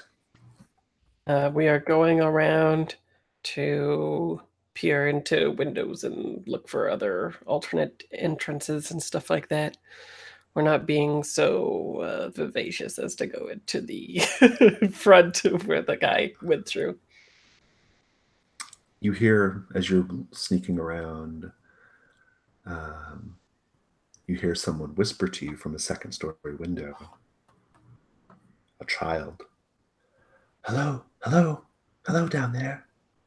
Have you come to rescue me?" Are you in trouble? There's a little boy hanging out the window, 7, 8 years old. He says, "No, it's just my grandmother never lets me leave the house. I stay cooped up here all day." Who is your grandmother, child? Hmm. And he looks at... What are you doing right now, Marcus, just out of curiosity? I'm probably looking up to see this kid, but I'm also moving over towards where there's a back door, the back entryway. The little boy says, "Is he your grandfather?" No, but we are family all the same. Oh, I think you see Marcus sort of a little smile. I like the camera. If it goes from Maisie's perspective, I think she's looking up at the kid, but since it's raining, it keeps like hitting her face and like kind of being all blurry, right? Like the droplets on the camera as she's trying to make out this child, but probably can't so well. He says, "Well, I have to tell you, I've learned in my young life that family can be very, very disappointing."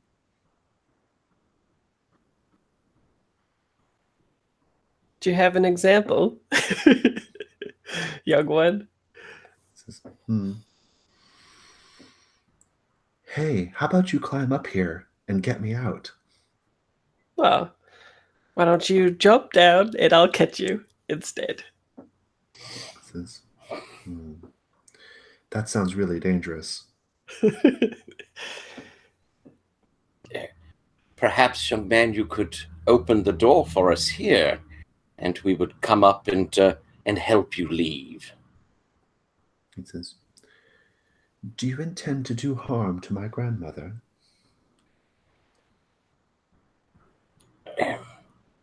That really very much depends upon your grandmother, I suppose. "Yes, you do. I can see it on your faces.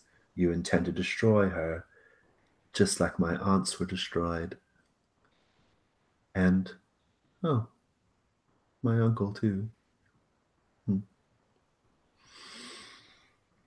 If you mean to destroy her, I will certainly let you in." Well, then, I think you should open the door. "All right. I'll be back shortly." And the little boy goes inside. I also like, since it's raining, I can't tell if he's like a vampire or not either, right? Like I wouldn't be able to smell anything except the rain. I think we got a good guess now. Yeah, but I just mean cinematically in my head, it's a neat thing. Yeah. You both can go around to the front. He'll tell you, he'll kind of come back out and say, "All right, the coast is clear. You can just walk right in through the front now."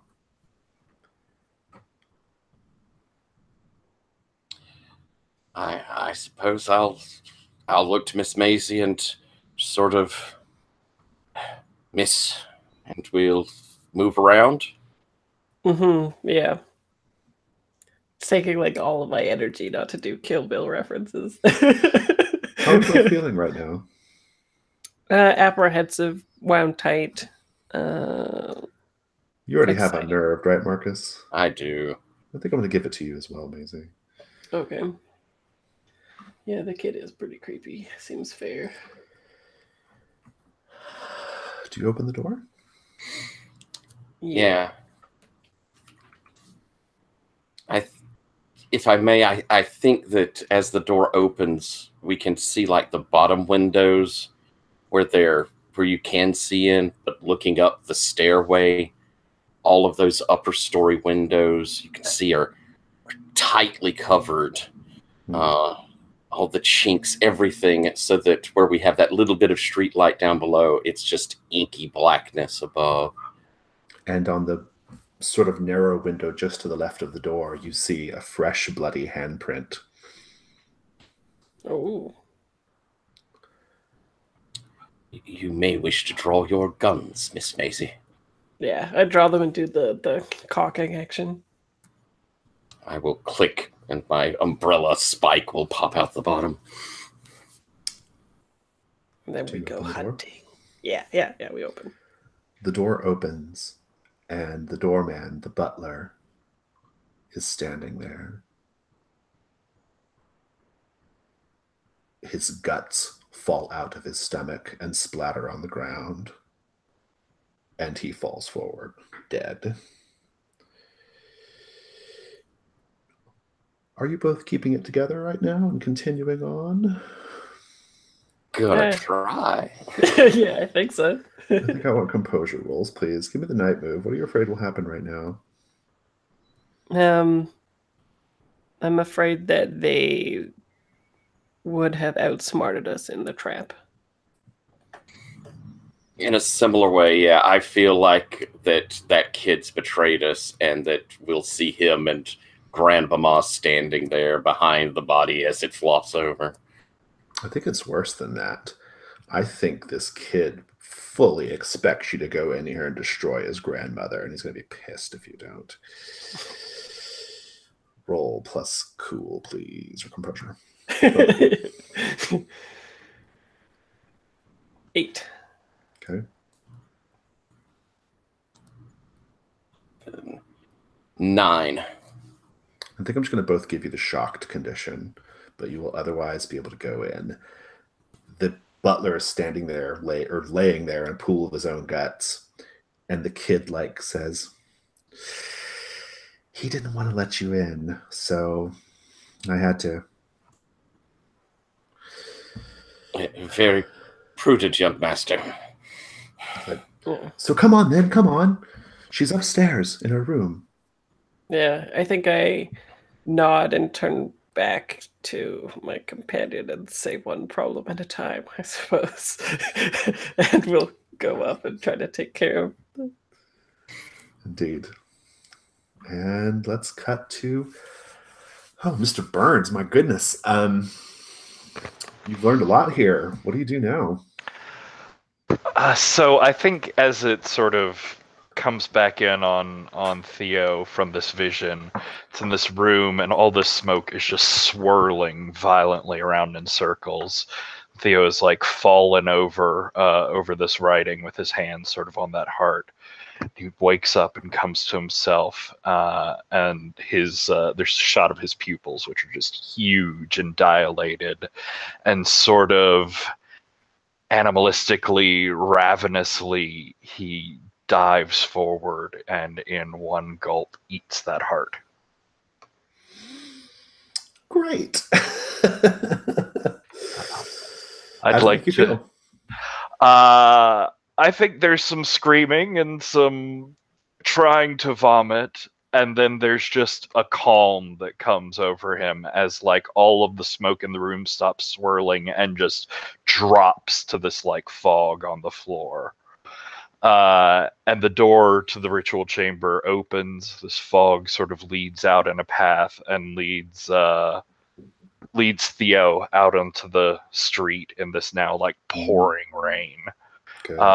And I think as the thunder is flashing, he's getting flashes of some other world, other realm, something that's connected to this fate. And it's what he's following through the streets, drunkenly, blindly, not paying attention to anything, half dressed and soaked.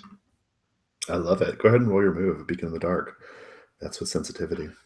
And that is, yes, I had forgotten to say, but that is actually exactly what I was going for. I got it. I mean, yeah, it's good. It's out on the street, so I'm going to lose that +1, but that's 9 + 2 is 11. Nice. Read the move. So, when you walk the streets of London at night, your consciousness is spreading across the city like a vast spider web. Roll with sensitivity. On a hit, you're immediately confronted by a threat or sending of the GM's choice. You may ask them 2 questions from the list below. GM will answer truthfully, not necessarily completely.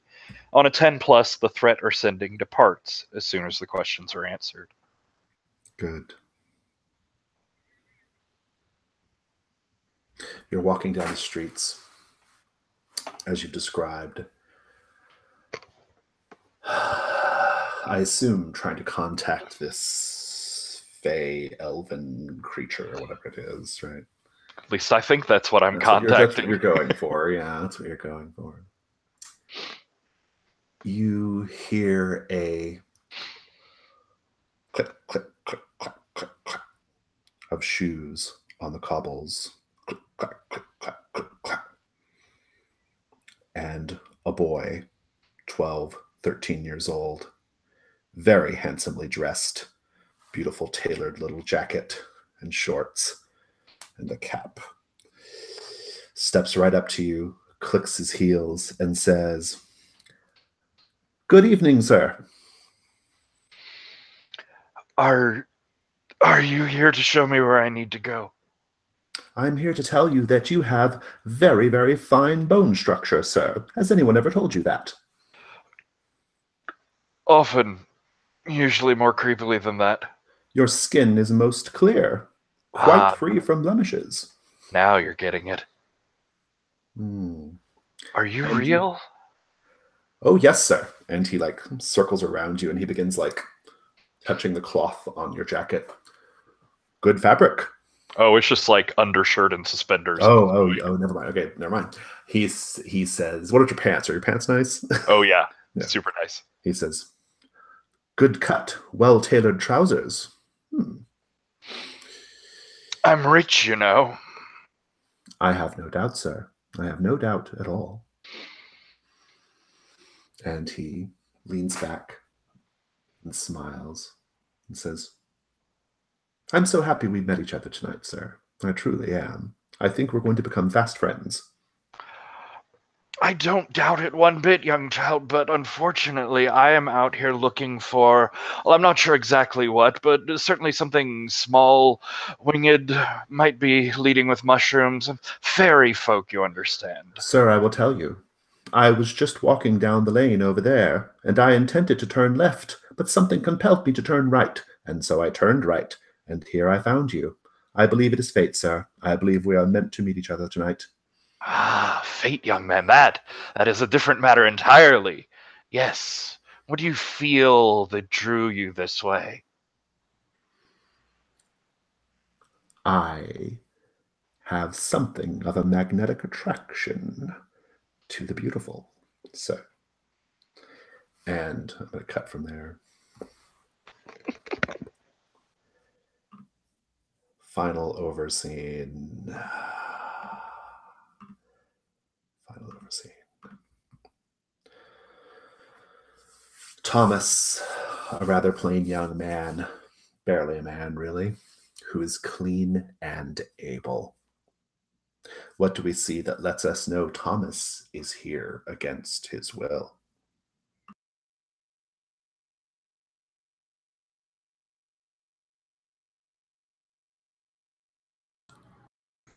I think that as Captain Flint comes into him, he looks up and we could see the tracks of tears that are in his eyes. There's this bit of hope as he looks up. Have you come to take me, sir?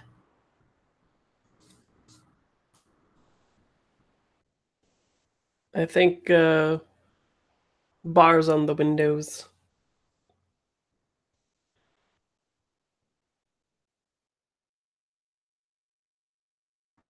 I think you also see on a side table an unfinished letter, and then on there is also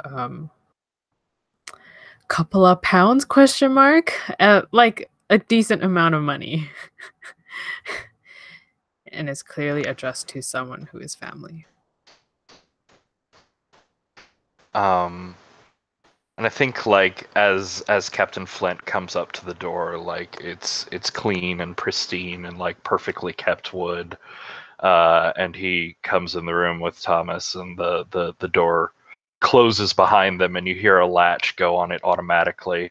But on the inside of the door, it's scratched and gouged, and there's chunks dug out of the frame and all that sort of stuff. Nice. Last chance to hit echoes. Here we go. I'm going to pick back up with Theo, actually. So, what are your questions again, Mr. Burns? Let's see.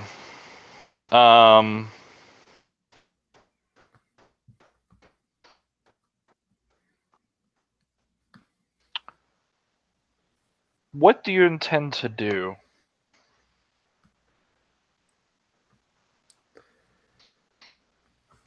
He says, "Sir, I hope you won't think me too forward.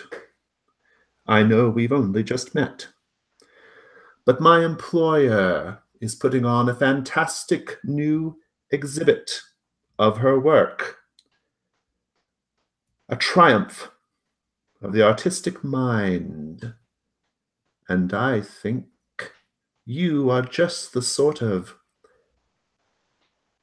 background visuals this little gathering requires. May I give you an invitation, sir?" It's not now, I suppose. He hands you a beautiful cream-colored card with gold lettering, inviting you an invitation to a fantastic new exhibit. What's your other question?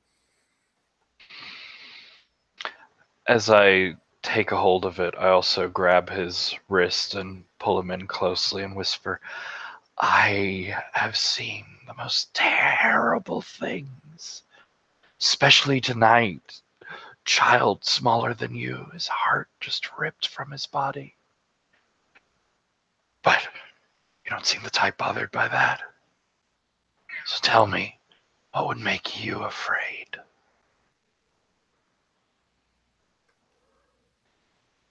He looks a little unnerved, and he takes a step back from you, pulls himself away, dusts off his jacket, says, "Sir, I am most terribly frightened of being poor. Nothing keeps me up at night more than knowing that I might die cold and penniless and unseen. That's why I work so diligently for my employer. She makes sure that I have all the fine things I need in life, and I, in turn, help her with her work." And I think as he says that, there's just this moment of silence and a complete change that comes over Theo's face as he lets go of him and backs up, sort of stumbling drunkenly, and just laughs, like genuinely laughs out loud. You are a wise child, a surprisingly wise child. What a very straightforward answer. "You mock me, sir." No, I join you in your fear. It's one of the things that keeps me up at night. I'm a very rich man, you know, but it's not always been that way. "Then we have this in common, then, don't we, sir? I bid you a good evening." And he clicks his heels, spins on a wheel, and walks back into the darkness.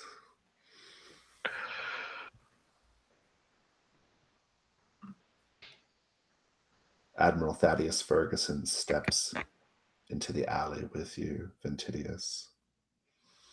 He's wearing a heavy coat and his hat. And he says, "My goodness, vampires being murdered left and right in London, aren't they?" I look up, and because all this time my head has been down, when I look up, you just see like tear marks down both sides of my face, and it's like the eyes are red rimmed. Now, no need to mourn this one. He is very untrustworthy. Not like Cooper, who's so fine and loyal. You know Cooper, right?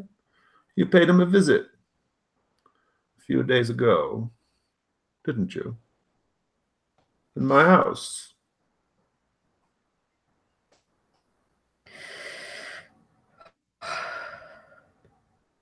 I give him a slight nod. And you set my rug on fire. I'm willing to overlook that.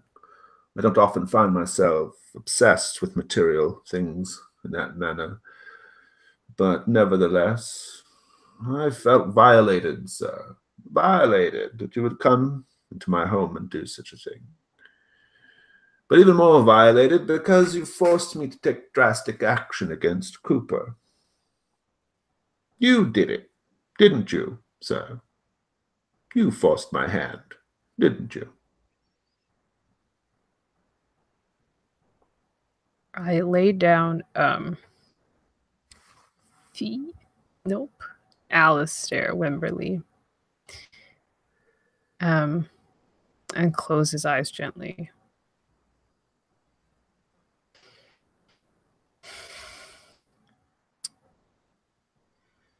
I don't believe we have been formally introduced.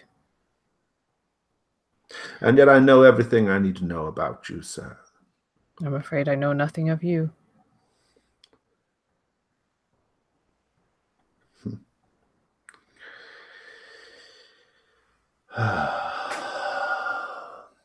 Mr. Wright, you will always be responsible for their deaths. You know that, don't you? Everything you touch, everything you love, will turn to blood and ash, won't it? Is this something you desire for yourself, Admiral? Is that a threat, sir? Do you wish for power? Do you wish to see destruction? Do you find beauty in it, perhaps? My thoughts are my own. Indeed, and so are mine. I see we are meeting in less than ideal circumstances, though I'm sure you won't mind. I hope you find peace in this world, Mr. Wright. I hope you find whatever you're looking for. I hope you're eventually able to replace whatever was removed from your heart. Oh, well, I was walking away, but... Oh, maybe he calls it out to you then. No, but at this, I turned back around. I walked right up to him. What do you know? I know that people you love die. And that is everything anyone needs to know about you, sir. What do you want? Only to let you know that I see you. And he turns and walks away in the dark. And I think the camera, there's a close-up shot of Ventidius holding his cane, just the hand, and you can see that it's shaking. You may take a body part from from Alistair if you wish. True. Yeah, let's see. I think I already. I think I'll take. I think I'll take his guts. Oh, nice. Gotta have guts. That's a gruesome scene. Gotta take it from somewhere, I guess. Yeah. Very good. You are pointed to the bedroom of this boy's grandmother, Joanna Wemberley. What do you do? I think on the landing, it's one of those stairs that curl around and has a little spot just 4 steps up. And hanging there's 2 children eating a melon and grapes, which I'm told is a famous painting. Oh, okay. I was like, there are actual children. Right, I was thinking that too. Very good. No, I like it. I'm into it. Yeah, I could tell by everyone's blank stares. I was like, I guess it's not that famous. Good. Yeah, so you're at the door. What do you do? Yeah. Shall I open the door? You proceed. Yeah, we do as close to the SWAT team entry as we can.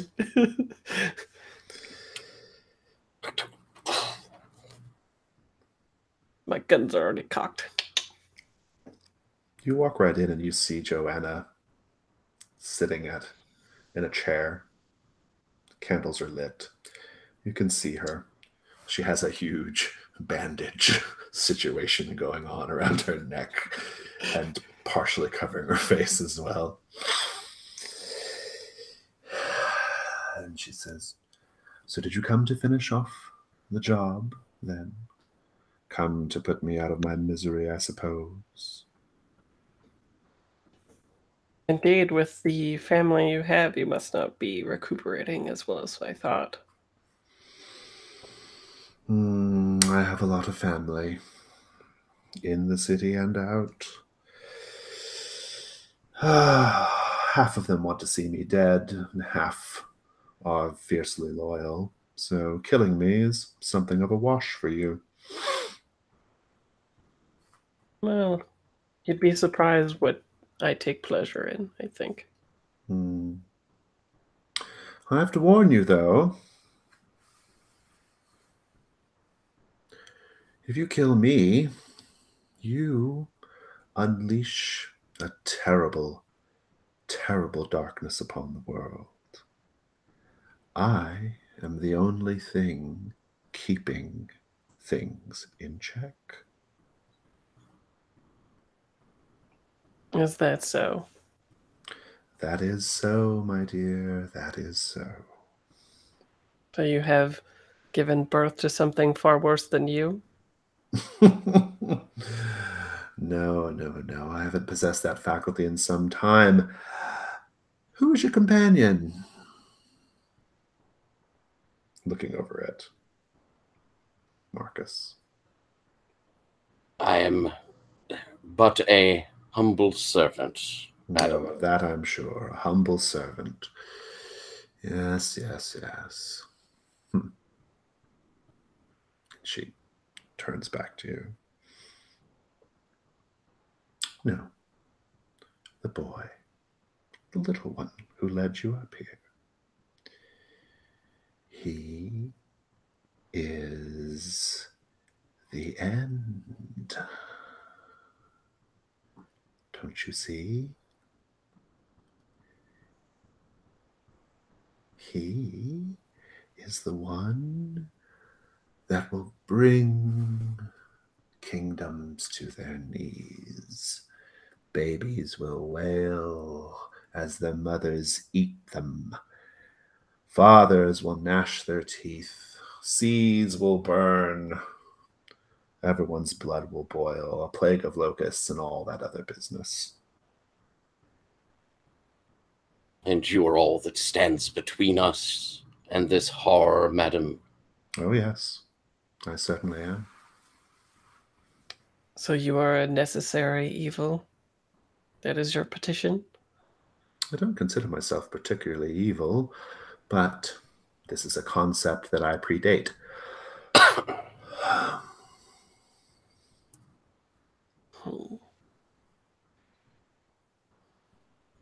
So, if you're going to do it, do it. But only do it if you are content with a most terrible outcome. And if you get better, we can expect no recompense at all? What are you suggesting? That we call it square? I don't punish you for attacking my family?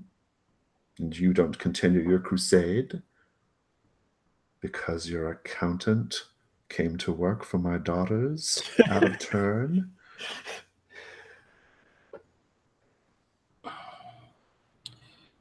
It seems to me that if you harbor such terrible evil, that it would be more proper for us to end it, perhaps, than you.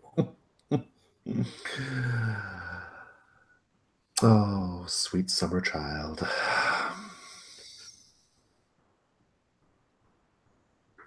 You truly don't understand what you're dealing with. She turns and she makes herself a drink. Pours herself a drink. Why continue to harbor the end of all things? Harboring is not quite the right way of putting it. Nurture? No, certainly not. Contain. Truly. Contain. Something of your own making? No. No. Something I came upon. Quite by accident. I propose a peace between us. I look over to Maisie. I am unnerved. And shocked. When she puts it that way, it does seem like I'm pretty aggressive. Note this out of character. This will count as resolving the threat, right? So resolving it doesn't mean killing it necessarily. Yeah. Well, so out of character, I think it would be interesting if we did have this piece. What do you think, Patrick? And sorry, Tyler. I do too. I would like to learn more. And if she's actually containing this, we can learn more and then destroy it. I mean, she's a horrible vampire, but they're a dime a dozen. We can't throw an urchin without hitting a... Well, and like she said, we did kill like all of her offspring or something, or a lot. We really didn't want to break in a new accountant. Yeah, apparently. Those guys are hard to find. Yeah, I'm for it, I think.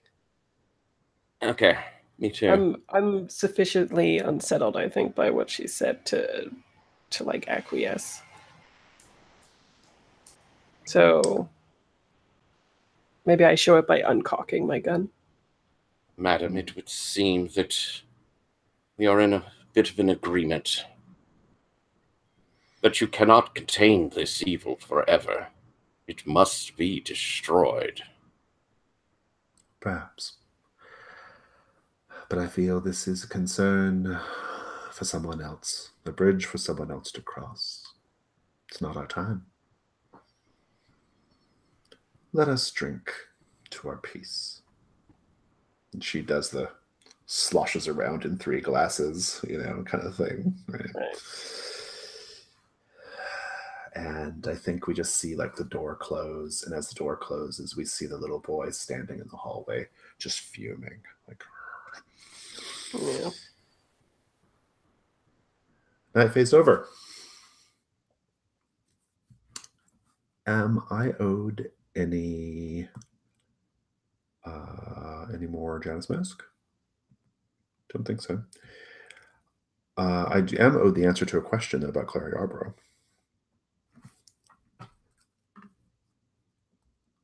And how you know her, Ventidius.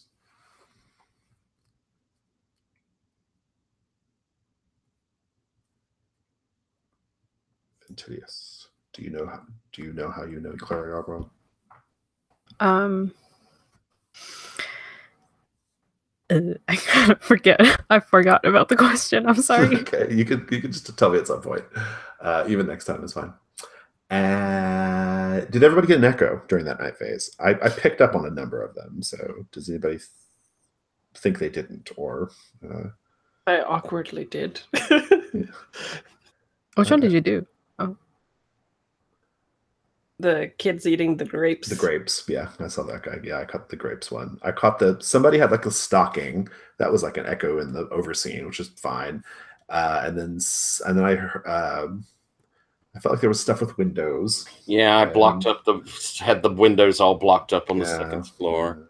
Yeah. I also had the twisting writing in different colors, like the ribbons going through the hair. Oh, that's fair. It gets subtle. That's good. Yeah, that's really good. Yeah, Agatha, what did you do? One? The tears. Oh yeah, good. Yeah, I remember like a lot of things firing off, which is exactly how that's supposed to work. So it's great. Cool. Then we will just end this session with the enemy. The enemy.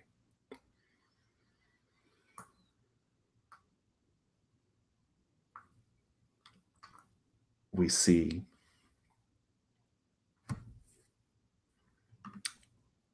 the end of a fun evening between Admiral Ferguson and the young ingenue from the theater. They are laughing, they're drinking, they're having a good time. And the girl says, "So do you think there's a chance for me, Admiral? Do you think there's a chance for me to go to Paris and, oh gosh, I mean, Italy and I mean all the famous opera houses of the world? Do you think my star is ready to shine bright?" And he says, "Yes, yes, sure.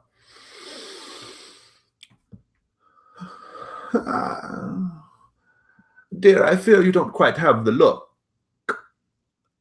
necessary for true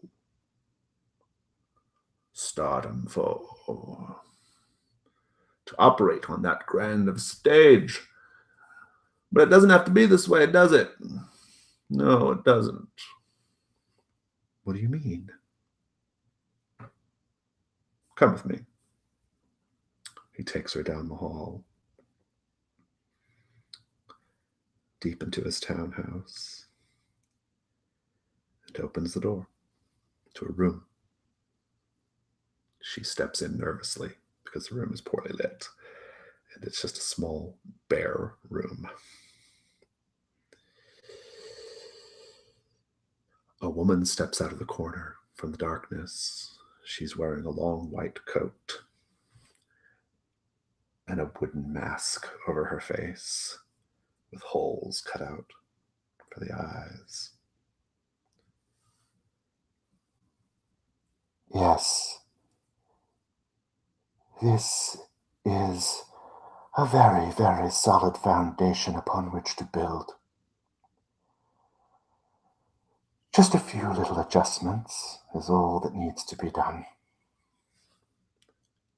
And this woman raises up a scalpel, which glimmers in the candlelight, and the young ingenue screams. Let's do our end of session questions.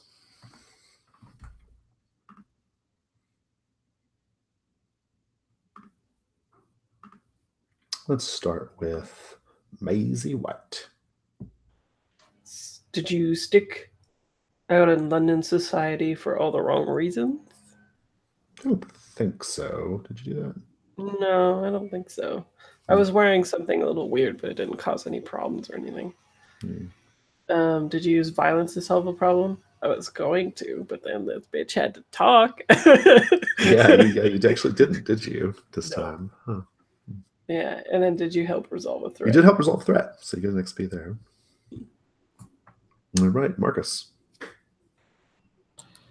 I don't think I was quiet while others discussed plan of action. Yeah, that's getting rewritten, by the way.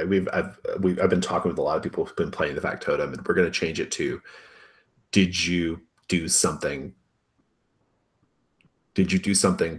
Did you do something against your better judgment? Right? Did you do what you were told against your better judgment? Right? It is a hard one. Yeah, it's hard. Yeah. That was being play tested for sure. But and I'm sure someone else got credit for your triumphs.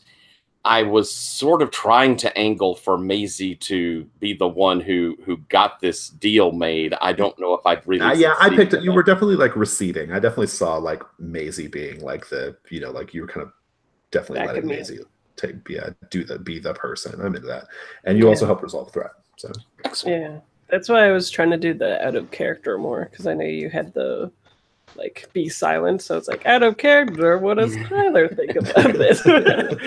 Sneaky. Indeed. And Ventidius.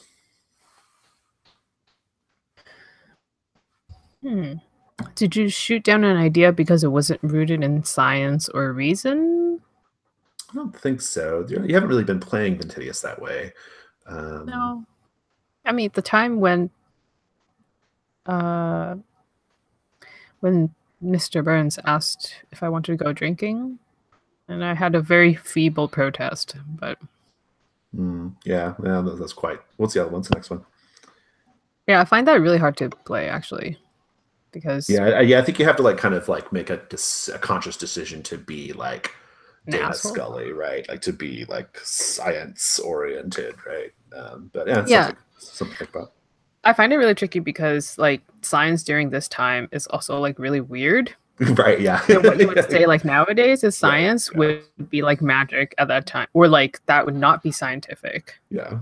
for example. So I'm just like always like, I don't know how I would say this. I think it's mostly just the attitude, like that's ridiculous, like, you know, kind of thing. Shooting down the idea is the most important thing, I think. But yeah. And then did you secretly engage in romantic or emotional behavior at odds with your cold, logical exterior? You definitely did. Market experience there. And you did help resolve a threat because you were on the hunt, even though you got dissuaded from it. But you took out a Wemberley, so that has to count for something. Okay. And Theo Burns. So did you have a face-to-face encounter with a dark entity? In the vision, yes, you did. Market experience. Did you counsel someone using your supernatural affinities as the basis for that advice? I mean, that's why I was doing the ritual. I don't know if we got around to the... Yeah, we didn't really get to the counseling part of it so much, no. And now I have a decision to make about, like, did you help resolve a threat? I have to decide, like, whether this is a reward that just everyone gets, or did you have to do something this session? I don't know what the right move is. But I mean, one would think that since the threats are ongoing, that if at any point you were working, that's what I'm thinking. Like, it seems unfair. Like, just the one time you sat this threat out, you don't get credit for it, right? So I think you can go ahead and mark that one. Okay.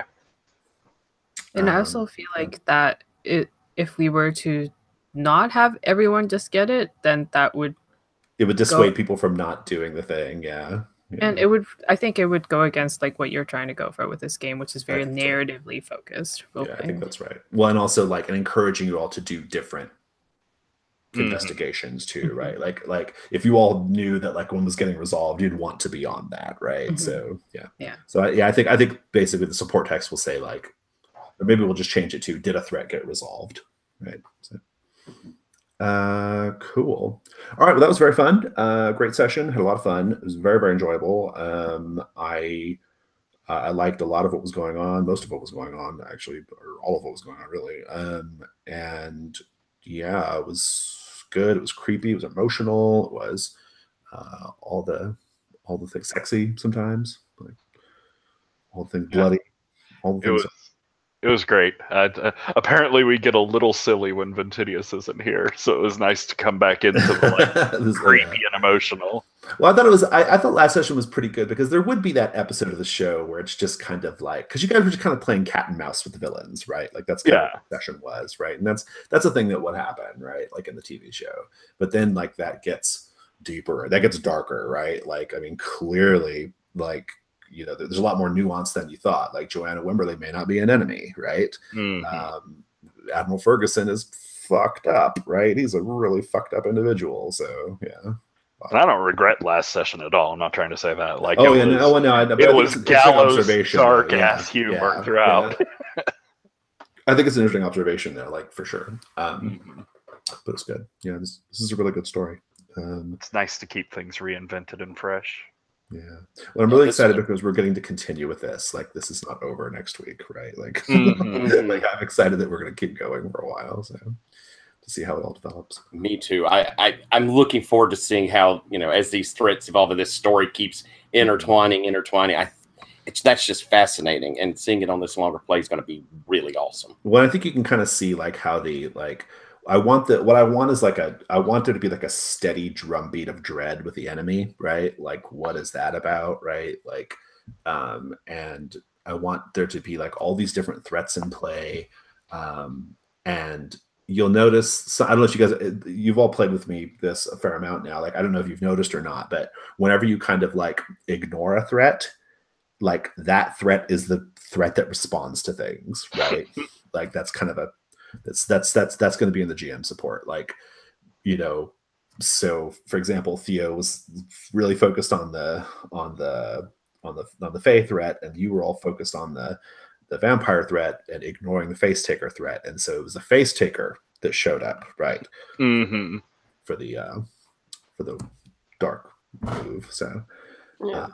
It's an interesting, like, needy, petulant mix for the But when that's and when it's I mean it's Gotham City, right? Like, I mean, Batman's villains, they're like so obsessed with like just Batman noticing them, right? Like, you know, like you know, like what's that thing that people always say, that meme thing about notice me or whatever? Yeah, there, thank you. Yeah, notice me, senpai. It's like, it's that, right? Like, they're all, you know, so this is kind of a similar thing. Like, the threats are always kind of like wanting Hargrave House to notice them, right? Or that kind of thing. So builds up their street cred. Yeah, the street cred. Yeah. I like that you brought in this faith thing, because I have something I want to do. I'm hoping I can get a Janus mask out while it's still going on, because I have a thing for it. So I think that's going to be a pretty long-term thing. This thing with the boy, right? So cool. Yeah, it might even play into some of the bigger structure too. So yeah, neat. So, I liked the whole, like, in this instant you're an asshole type thing too. They're like, oh, because we took your accountant. Oh yeah. I know. I love Joanna Wemberly. Like, I love being in her headspace. Like, her headspace is very fun to be in, right? Like, because she was kind of like giving you a hard time about like you putting on your glove at the opera, right? Like, she was kind of doing that. She just has that kind of way about her. So, yeah. And I complimented how you were doing Ferguson, but I really like that he is a competent, creepy villain. You know, so often you have villains that, not you particularly, but there are a lot of villains that, you know, just aren't very competent. He really seems like he is a deadly threat. Yeah, well, and in the game, per the rules, the enemy has to be a Moriarty style villain. They have to be like a genius, right? They are a Moriarty style genius who have they have a plan, right? So he just never gives away a lot. Yeah, and I love that this one is like in our face and feeling confident enough to just show up and talk to us. Right. Yeah. Like, there's nothing we can do about it, right?